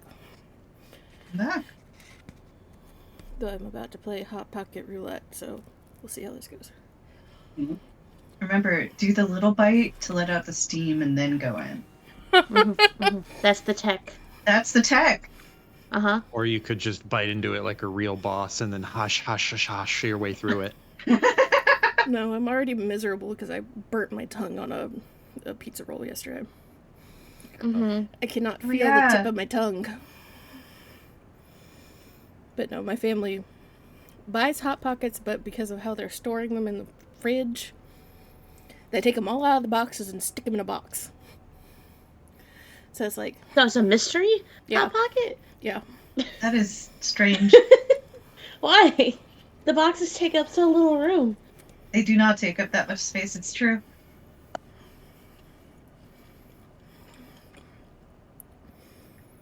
This one's pizza. Okay. Classic. Oh.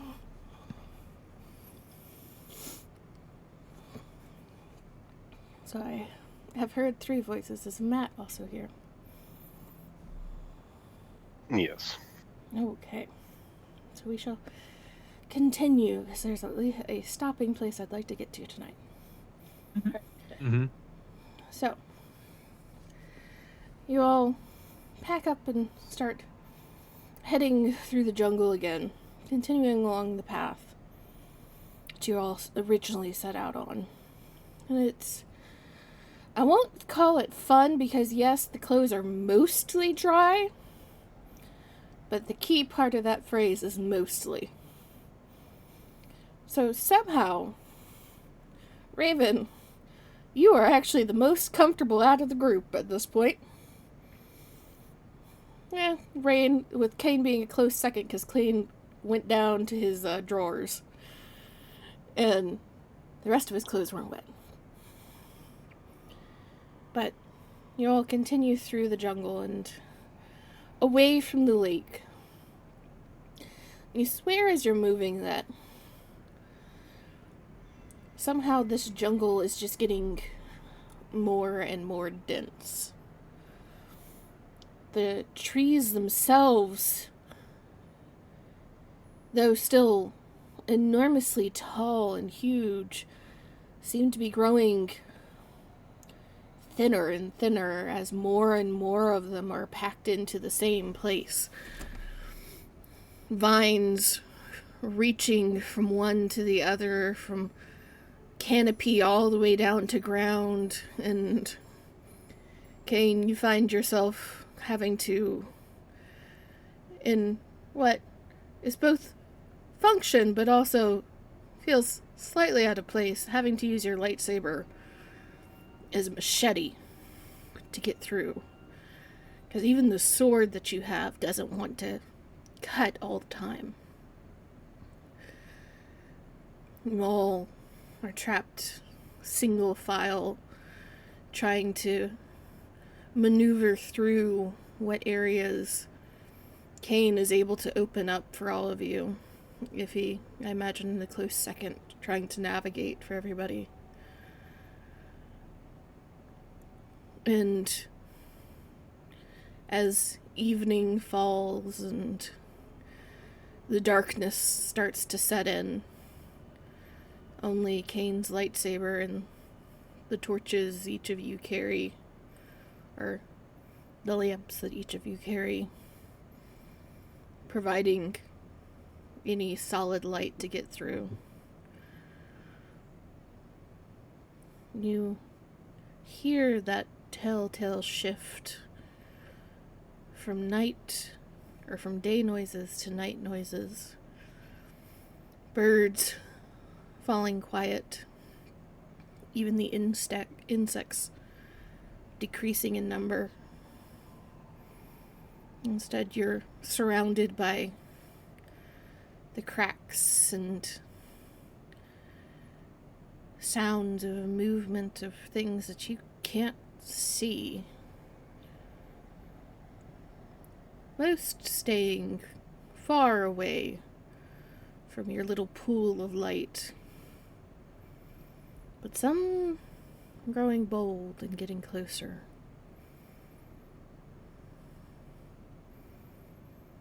And again, just like the nights before, you hear the sound of something large.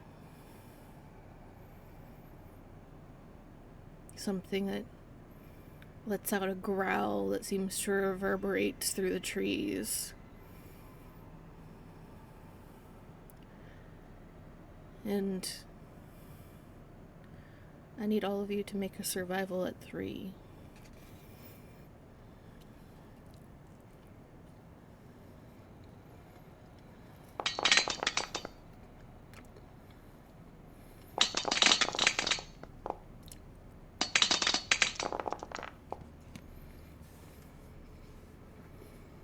Damn. Oh, there it is.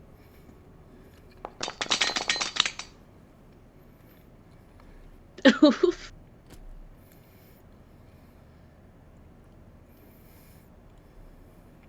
All of you are tired and ready to sleep.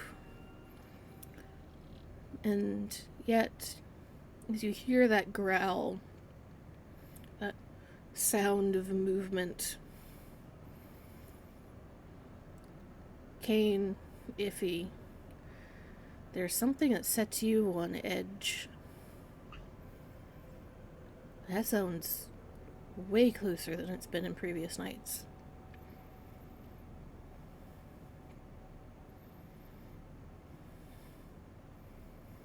And Iffy, you're already not thrilled because it is getting darker and darker and harder for you to see. There is something in the chill that runs down your spine at that noise that makes you not want to stay in one place.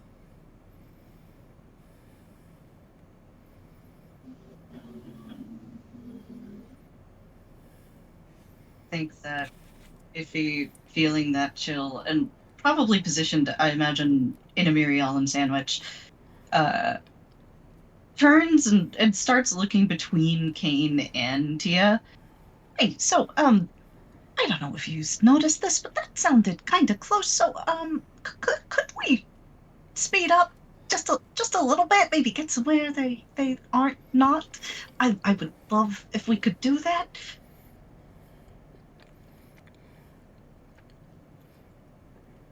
Could either of you pinpoint the direction it was coming from? Kane with an advantage. It's behind you. Kane he will like at that, realizing the noise is behind him, his head will snap around and he will carefully push past everyone so that he interposes himself between the rest of the group and wherever that noise was. And he's like you said, he was using his lightsaber to cut through the weeds, so I guess he has his lightsaber out and already ignited, so he's just going to carefully point it in that direction and just keep his eyes peeled.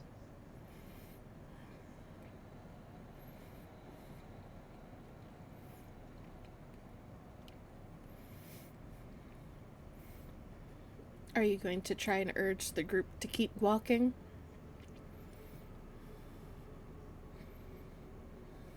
Yes, yeah. Kane he'll without looking, he just kind of says over his shoulder, Iffy, take point.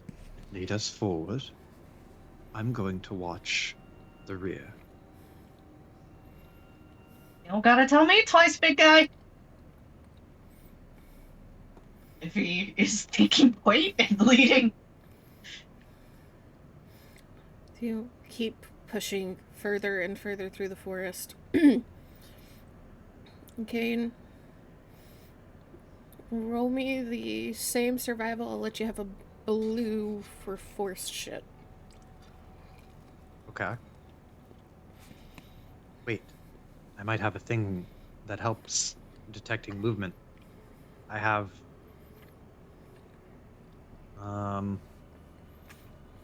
nope. No, not survival. Never mind. That's only for perception. You're continuing to push the group forward. You kind of walking backwards every so often, turning back forward to make sure you don't fall, and then spinning back around. You're hearing that movement.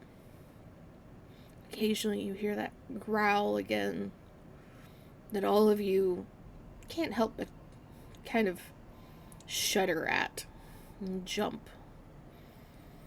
But Kane, you're starting to realize that's not one thing. That's two. That's hurting.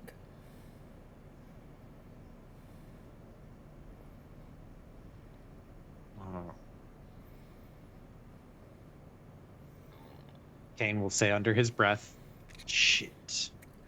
And he is going to start looking around, like left and right, to see if he can pinpoint where they're trying to be herded towards.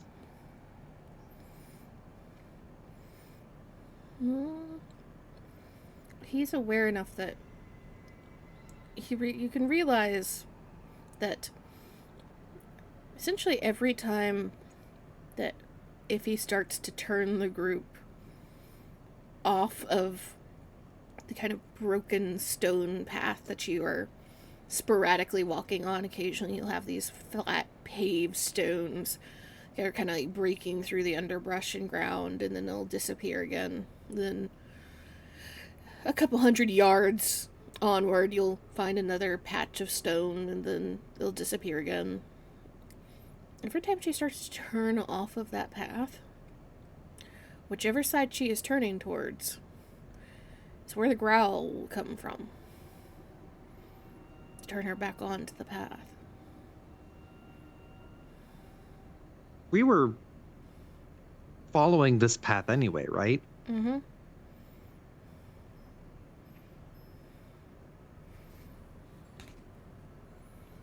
Hmm.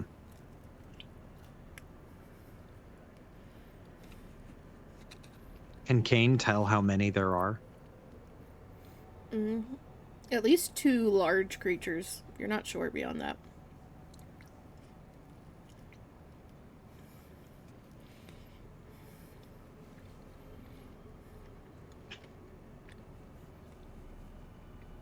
Kane will say to the group, they're herding us onto this path. Whatever they are, they want us walking this way. And I don't know why.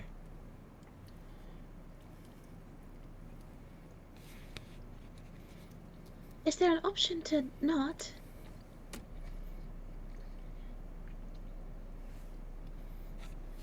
Do you think maybe we could climb the trees and try and wait them out?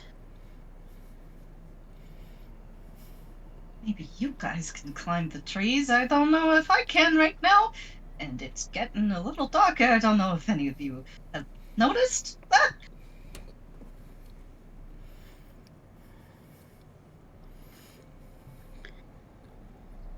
It'll be fine. Don't worry.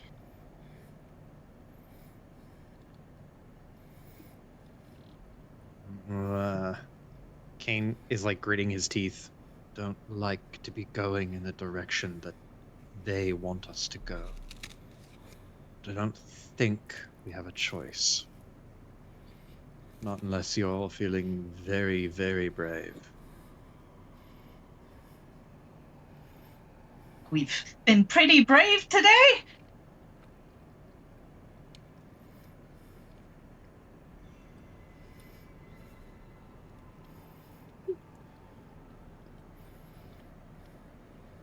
I think I'm the normal amount of brave today, and I am out of ideas other than just climbing and praying.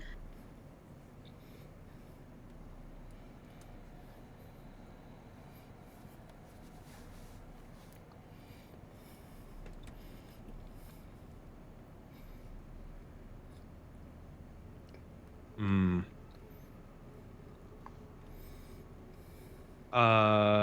Kira, I nominate you. Oh God. Okay. What am I doing? Flip a coin. Okay. All right. I'll flip a coin.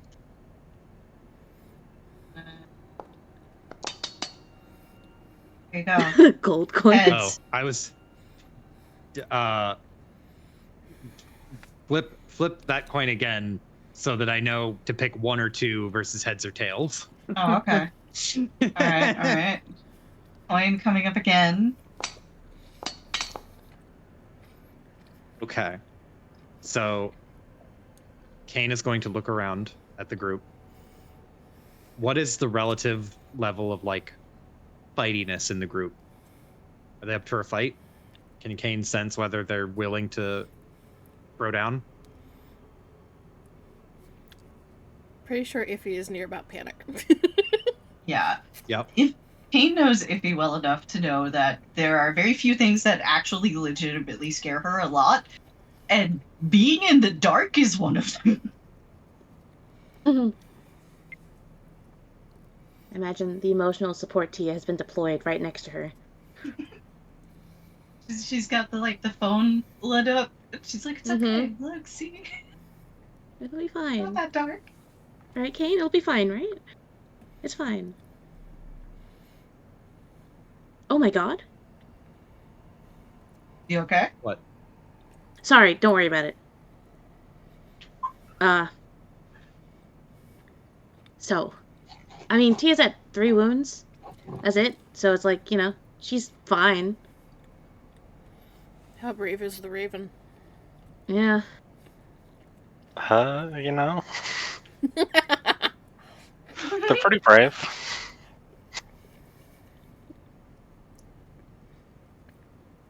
Chiss are good in the dark. Yeah. You The might best even eyesight, be I think. more comfortable now that it's darker. I mean, it's less hot. That's It's less hot. It's darker. Your Yeah. bravest soldier, Kane, is Raven, which is new. Hey, Tia's also brave. He is She will do what she distracted. must.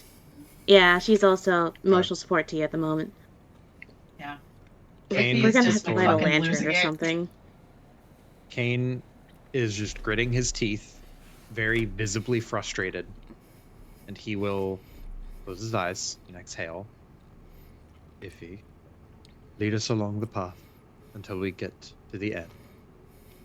We stay on the path, they won't do anything. I hate staying on the path. I can do that. I'm great at that. She's not even trying to be sarcastic if it came off that way. I'm sorry if it did. She's genuinely happy to have something to point toward. Is there like a She'll keep right lantern on going. we can light for Iffy? Oh yeah, you all have lights. It's just they're directional lights. So, which I mean, honestly, in some ways, probably makes Iffy's vision worse because then it's like what's outside she definitely can't see. She can only see what's directly in that light. Question. Do we have like a clear like plastic or translucent container of water? Probably. You trying to make a lantern out of it? water? No, Yeah. you have canteens. Damn it. That's fair. I tried. See, I know Kaya. I know your fucking bullshit. Uh, Bruh. as you're Slander. as you all are continuing to walk, and Kane, you are now even more certain that you're being herded, because as if he is trying to stay on this path, those growls have stopped coming as often. Though the noise of something following is continuing. It's letting you know it's here. As you walk, Iffy, you're at the front. Give me perception. It's gonna be not great for you because it's 3 in a black. Uh-huh.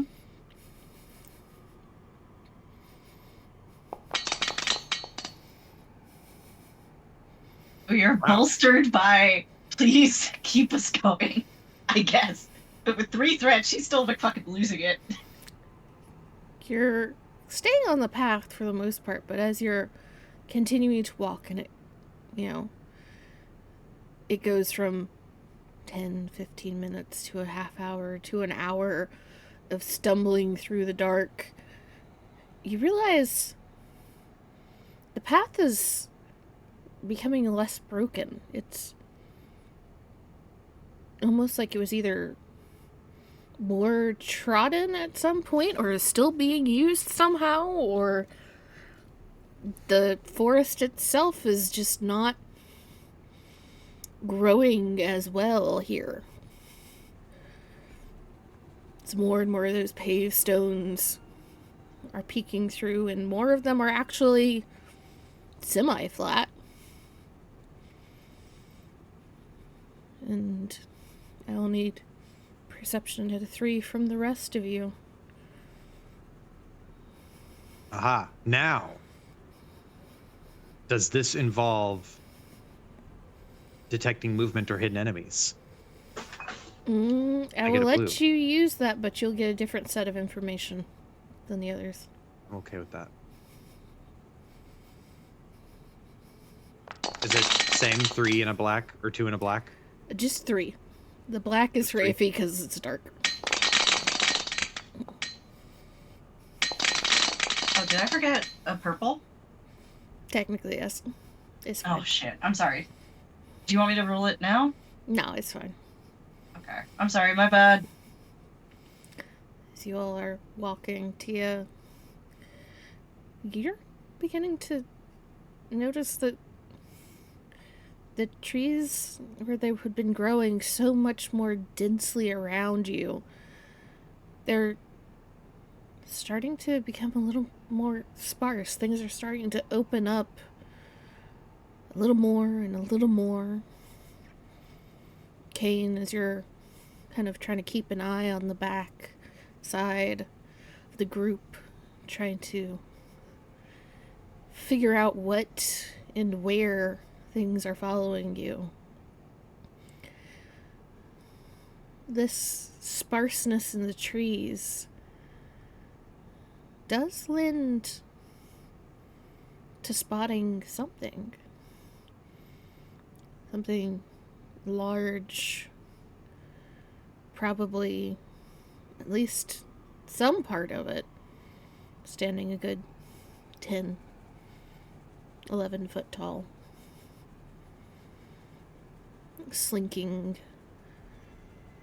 between the trees and lowering itself back into the underbrush.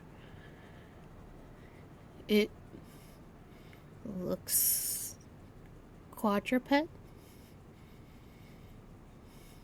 Something sleek and more sure of foot than any of you are in the jungle.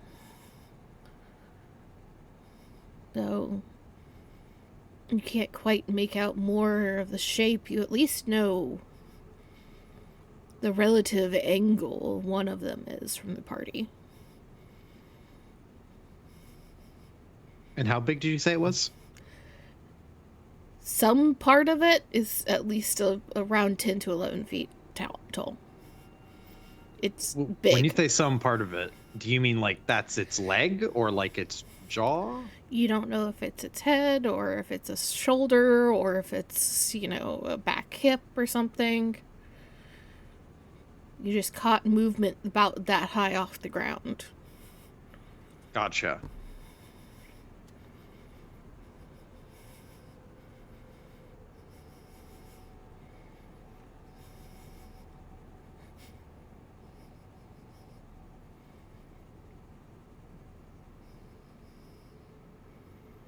Okay, now that things are starting to open up a little bit more, how we doing up there at the front? I think that as soon as things start opening up a little bit more and the path seems more like a path, I imagine emotional support Tia is like right at her side, right? Mm-hmm. If he starts tugging at Tia with her good arm, I think maybe there's something up ahead. Maybe we could, if we keep going, we could get there pretty quick. Right, let's just keep moving, alright? One foot in front of the other, and we're right here with you. As you keep walking, going further and further along this path, you suddenly see no more trees ahead of you. It's a clearing. A massive clearing. Tia, as you lift the light that you're carrying to try and figure out what's going on, there's the dark shapes of what you assume to be the ruins ahead of you. Crumbling walls and arches. Barely standing in some parts. Others standing tall enough that it goes beyond the vision of your light. As you all stumble out into this clearing, Kane and Tia, you both have the same realization at the same moment as the two fighters of the group. They were trying to get you in the open. Ooh. There's nowhere to hide.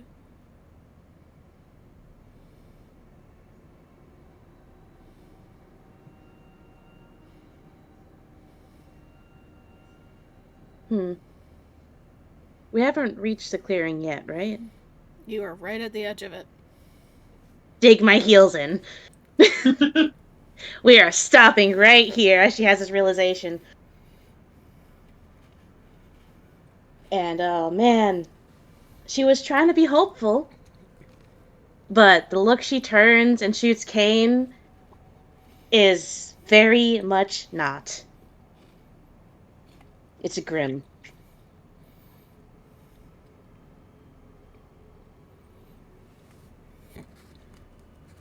So this path just leads to a clearing, huh? The clearing with a building, or what used to be a building in it. You can't quite tell because it's so dark. Oh.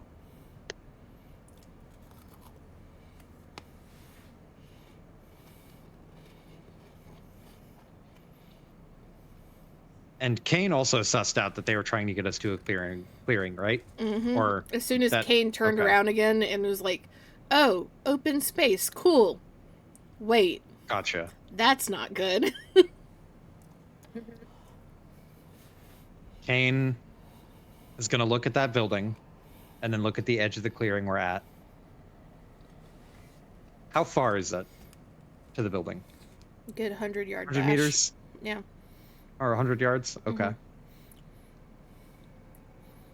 Football field. Kane is going to look at everyone. He's going to point to the building with his non-sabered hand. So he's holding the saber still, like, out towards wherever he thinks the creatures are currently at. But he will point to the building and say, "We are going to run to get there and get inside."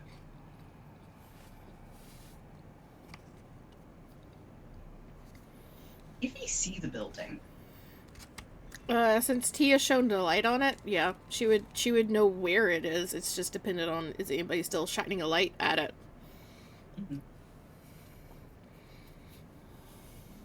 I think if he will nod and then very quietly, mostly to Tia, I need the light. Squeeze of the hand.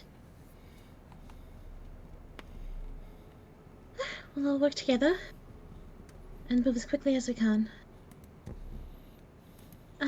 Any idea on where they are currently? Is that something Kane would know? Yeah, you have a good idea of where one of them is. Kane will not point with his hand, but he will look with his eyes and try to gesture like in the direction. He's like, "There's one that way, I think. Don't know where the other one is."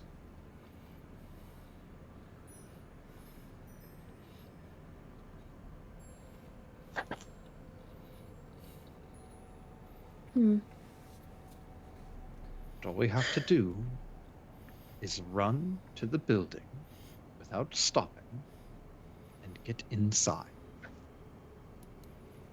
I will bring up the rear to make sure that no one falls behind.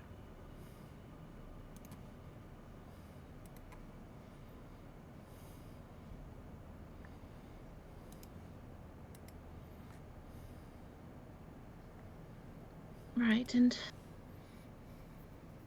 I can try and deter them if they do charge at us.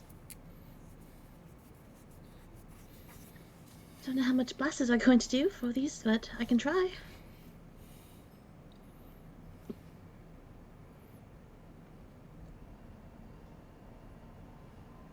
Kane will look at Tia and very seriously look at Tia and then say, "If you have to stop to shoot, or if you slow down to shoot at all, don't shoot. Get her," and he'll look towards Iffy, "safety. Then shoot."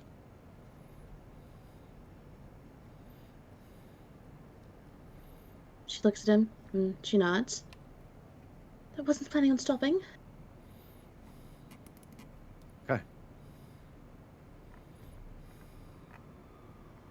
Alright, well, Raven, this would be a very good time to mention if you do have any explosives of some sort. Explosives? Just in case. Do you happen to have any? No. Just thought I'd check. Grabs Iffy's hand. Holds it tight. I can't promise to shine a light on the building, but I can promise that I won't let go, alright? All right. Okay. I can work with that.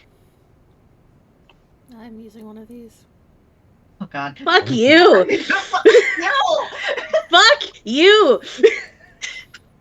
As you all are starting to prepare yourselves and work up the courage to start the run, there is a loud crack and boom as lightning strikes across the sky and rain begins to pour down.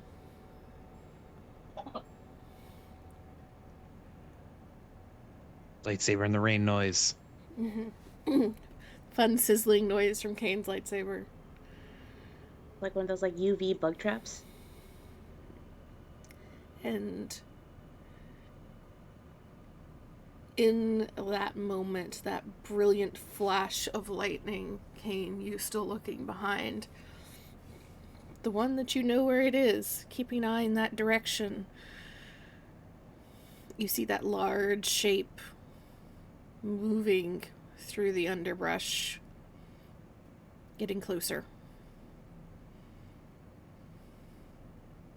Kane is going to put the back of his hand, his open hand, on Tia's shoulder, and he is going to hold up one finger and say, 1, and then hold up a second finger, 2, and then he'll hit the third finger and say, go, and push. And we're off. Okay. So, as everybody launches into their run, heading for this hopeful safety of these ruins, I am going to need 2 rolls for you, and I'm going to explain what this does. First roll I'm going to need is the survival check. If you succeed on the survival check, you will not take black die due to the rain. If you fail, the next roll, which is, I will leave it up to each of you individually, either athletics or coordination, you will be taking a black die because of the rain. Iffy, you're taking a black die because of the darkness, period. So, give me survival checks at 3, everybody. Do you start to launch yourselves along this uneven path of paved stones that stretch across this clearing?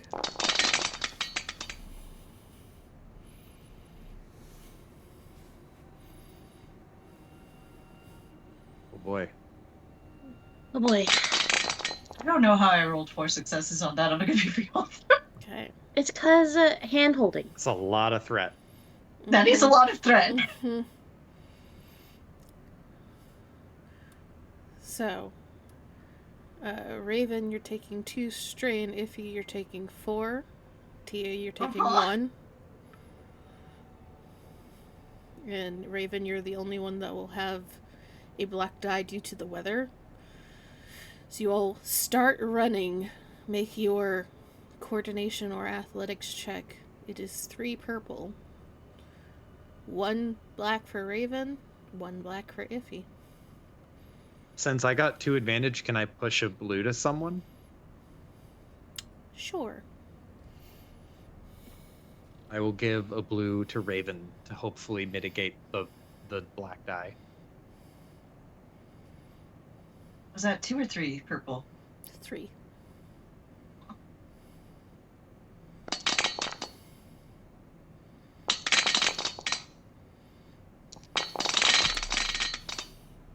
Wow. You're doing so good, guys. Wow. Wow! Wow! None of you. Not a You single don't- one of you. You don't get to make fun of us when you use a fucking the thing raining now. This is Fuck me you. when I was rolling saves versus slumber for 24 fucking enemies. As you all start running and trying to kind of push each other forward and stay balanced along these paved stones that are beginning to get more and more slick with rain, another shock of lightning comes down and it hits the top of the building in front of you, and Kane, as you look, unable to help yourself from turning towards the brilliant light in front of you, it's the pyramid that you saw in your vision. Steps leading up towards the main entrance, part of the arches that were growing out of the sides, up the stairways, broken and shattered, and you can see the slick of the rain already starting to roll down the metal on the outside of this building. And It's just enough to make you falter. And in front of you, Iffy, the brilliant flashing of the lights back and forth, bright to dark. Your vision already struggles enough that you can't adjust. You find yourself tumbling and falling to the ground. Tia trying to hold her up. You're dragged to a stop as she falls. Behind, even Raven stumbling and running directly into your back. And you all hear the roars. Okay, you see a figure break out of the tree line, starting to run at you. You still are not quite sure what it is, too caught up in the moment, but it is one of the largest creatures that you have had to be this close to.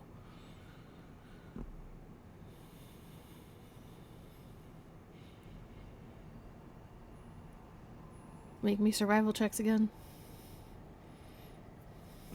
Everyone? Yes. Everyone. 3 purple. Same deal as before. Yep. Same meaning.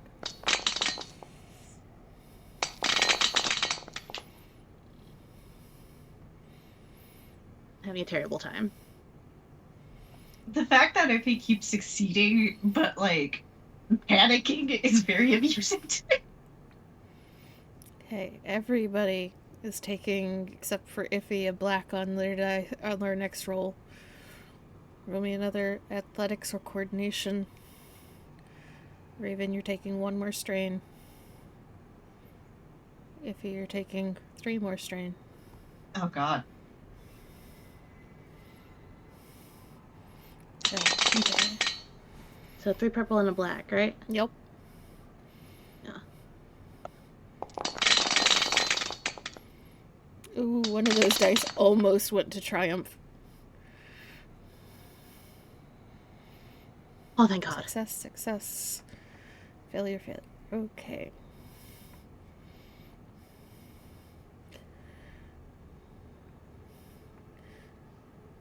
So you all gather yourselves and try to pick yourselves up to keep running. Tia, you're damn near dragging Iffy at this point. Just a hand hooked under her elbow, pulling her along as you are now seeing the movement behind you of something you don't want to deal with. Kane, likewise, I'll let those advantages count for you managing to grab Raven and starting to kind of push and shove Raven along, who unfortunately is not keeping on their feet very well, but it's moving. And you turn and you swear that those creatures, the second one breaking through the tree line towards you, they look like the Vornskir, but so much bigger. Sleek and black, blending in with the shadows around them, with tail whipping around behind.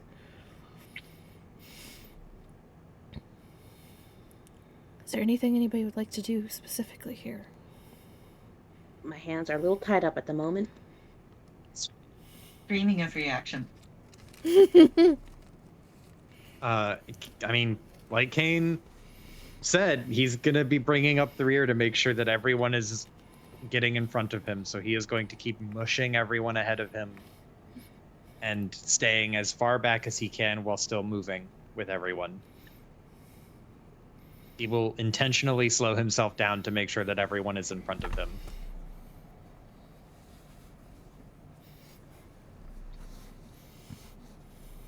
Okay.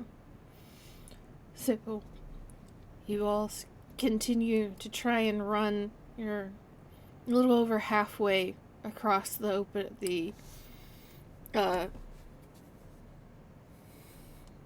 clearing. There we go. That word. And Tia, as you, like, use your free hand to turn your light in front of you, trying to keep an eye on where you're supposed to be going, you see stairs, black and slick with water already ahead of you, starting to rise out of the dense greenery of this clearing. And Kane, you fall back, trying to keep yourself between these creatures and everybody else, brandishing your lightsaber, trying to, I assume, look more imposing than you normally are. I will need one more set of rolls. If 2 or more of you fail, you will enter combat. No pressure, Wait, guys. Oh Survival, boy. survival athletics again, or just Yes. athletics? Survival athletics again. Oh boy, here we Are you go. on So- both? If 2 or more of you fail the second roll. Alright. Oh, okay. It's survival. Am I taking another 3 straight? Can you survive another 3 strain? I can't! Oh, do I need to take more strain? I've only taken 1 so far. Yeah, you have not had the second one. You didn't take any. You take 3, so... let me see here. 3 strain to Kane. 1 to Raven. 3 to Iffy. 1 to Tia. Raven is still fighting the weather for their life, I think. So 3 purple, 1 black for both Raven and Iffy. Mm-hmm. Everybody else, or Kane and Tia, 3 purple. Make your Oh rolls. god, oh boy. Oh, I'm sorry, Gig! I really think we should probably have used those last 2 light side points. Can we use those? You could use them if you'd like. Yeah, there's 2 people left to roll, so you guys can use those light side points. Can we use them to re-roll? Is that a thing? Yes, but I don't know if mathematically that's going to help Iffy. I don't know if it will. I would wait to see what the other 2 rolls shake out, and then we'll see if they need a re-roll. Okay. Well, I haven't succeeded a roll tonight, so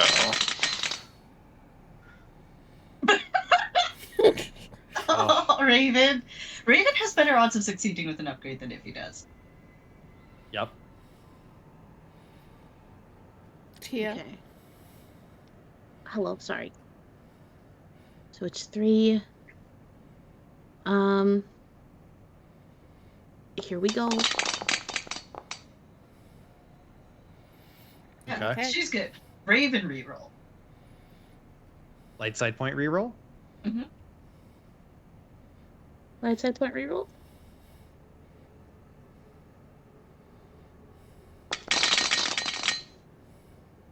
Nope. Oh god.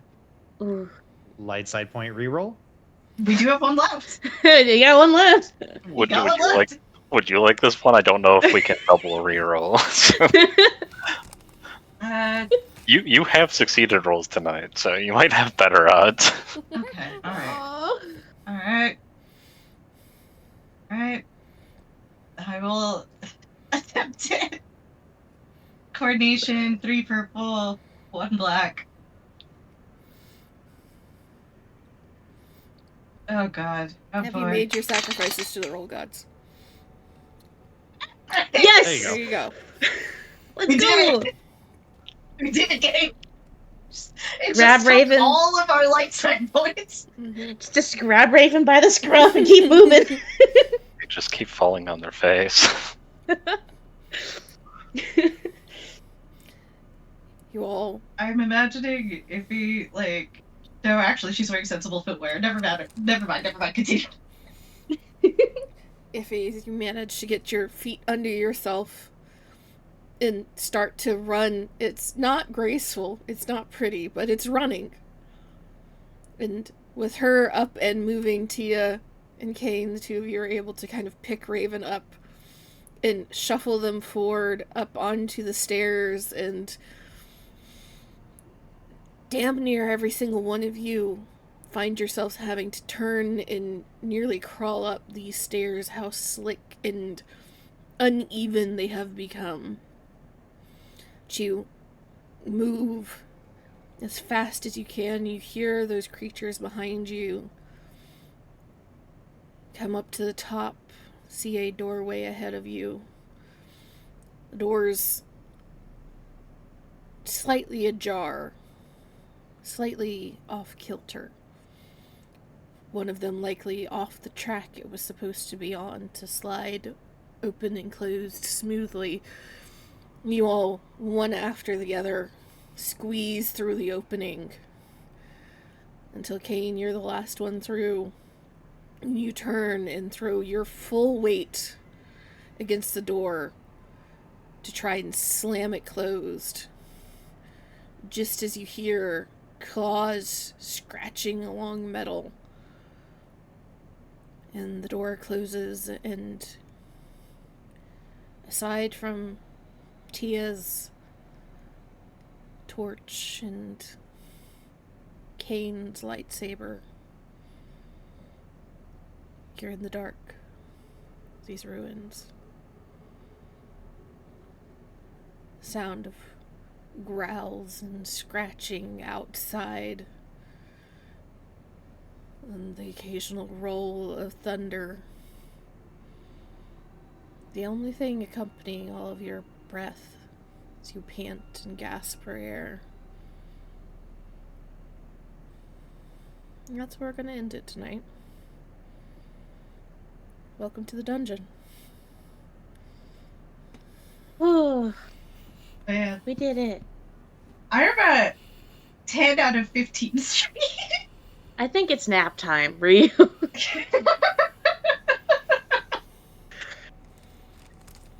I mean, she's going from outside in the dark to inside in the dark.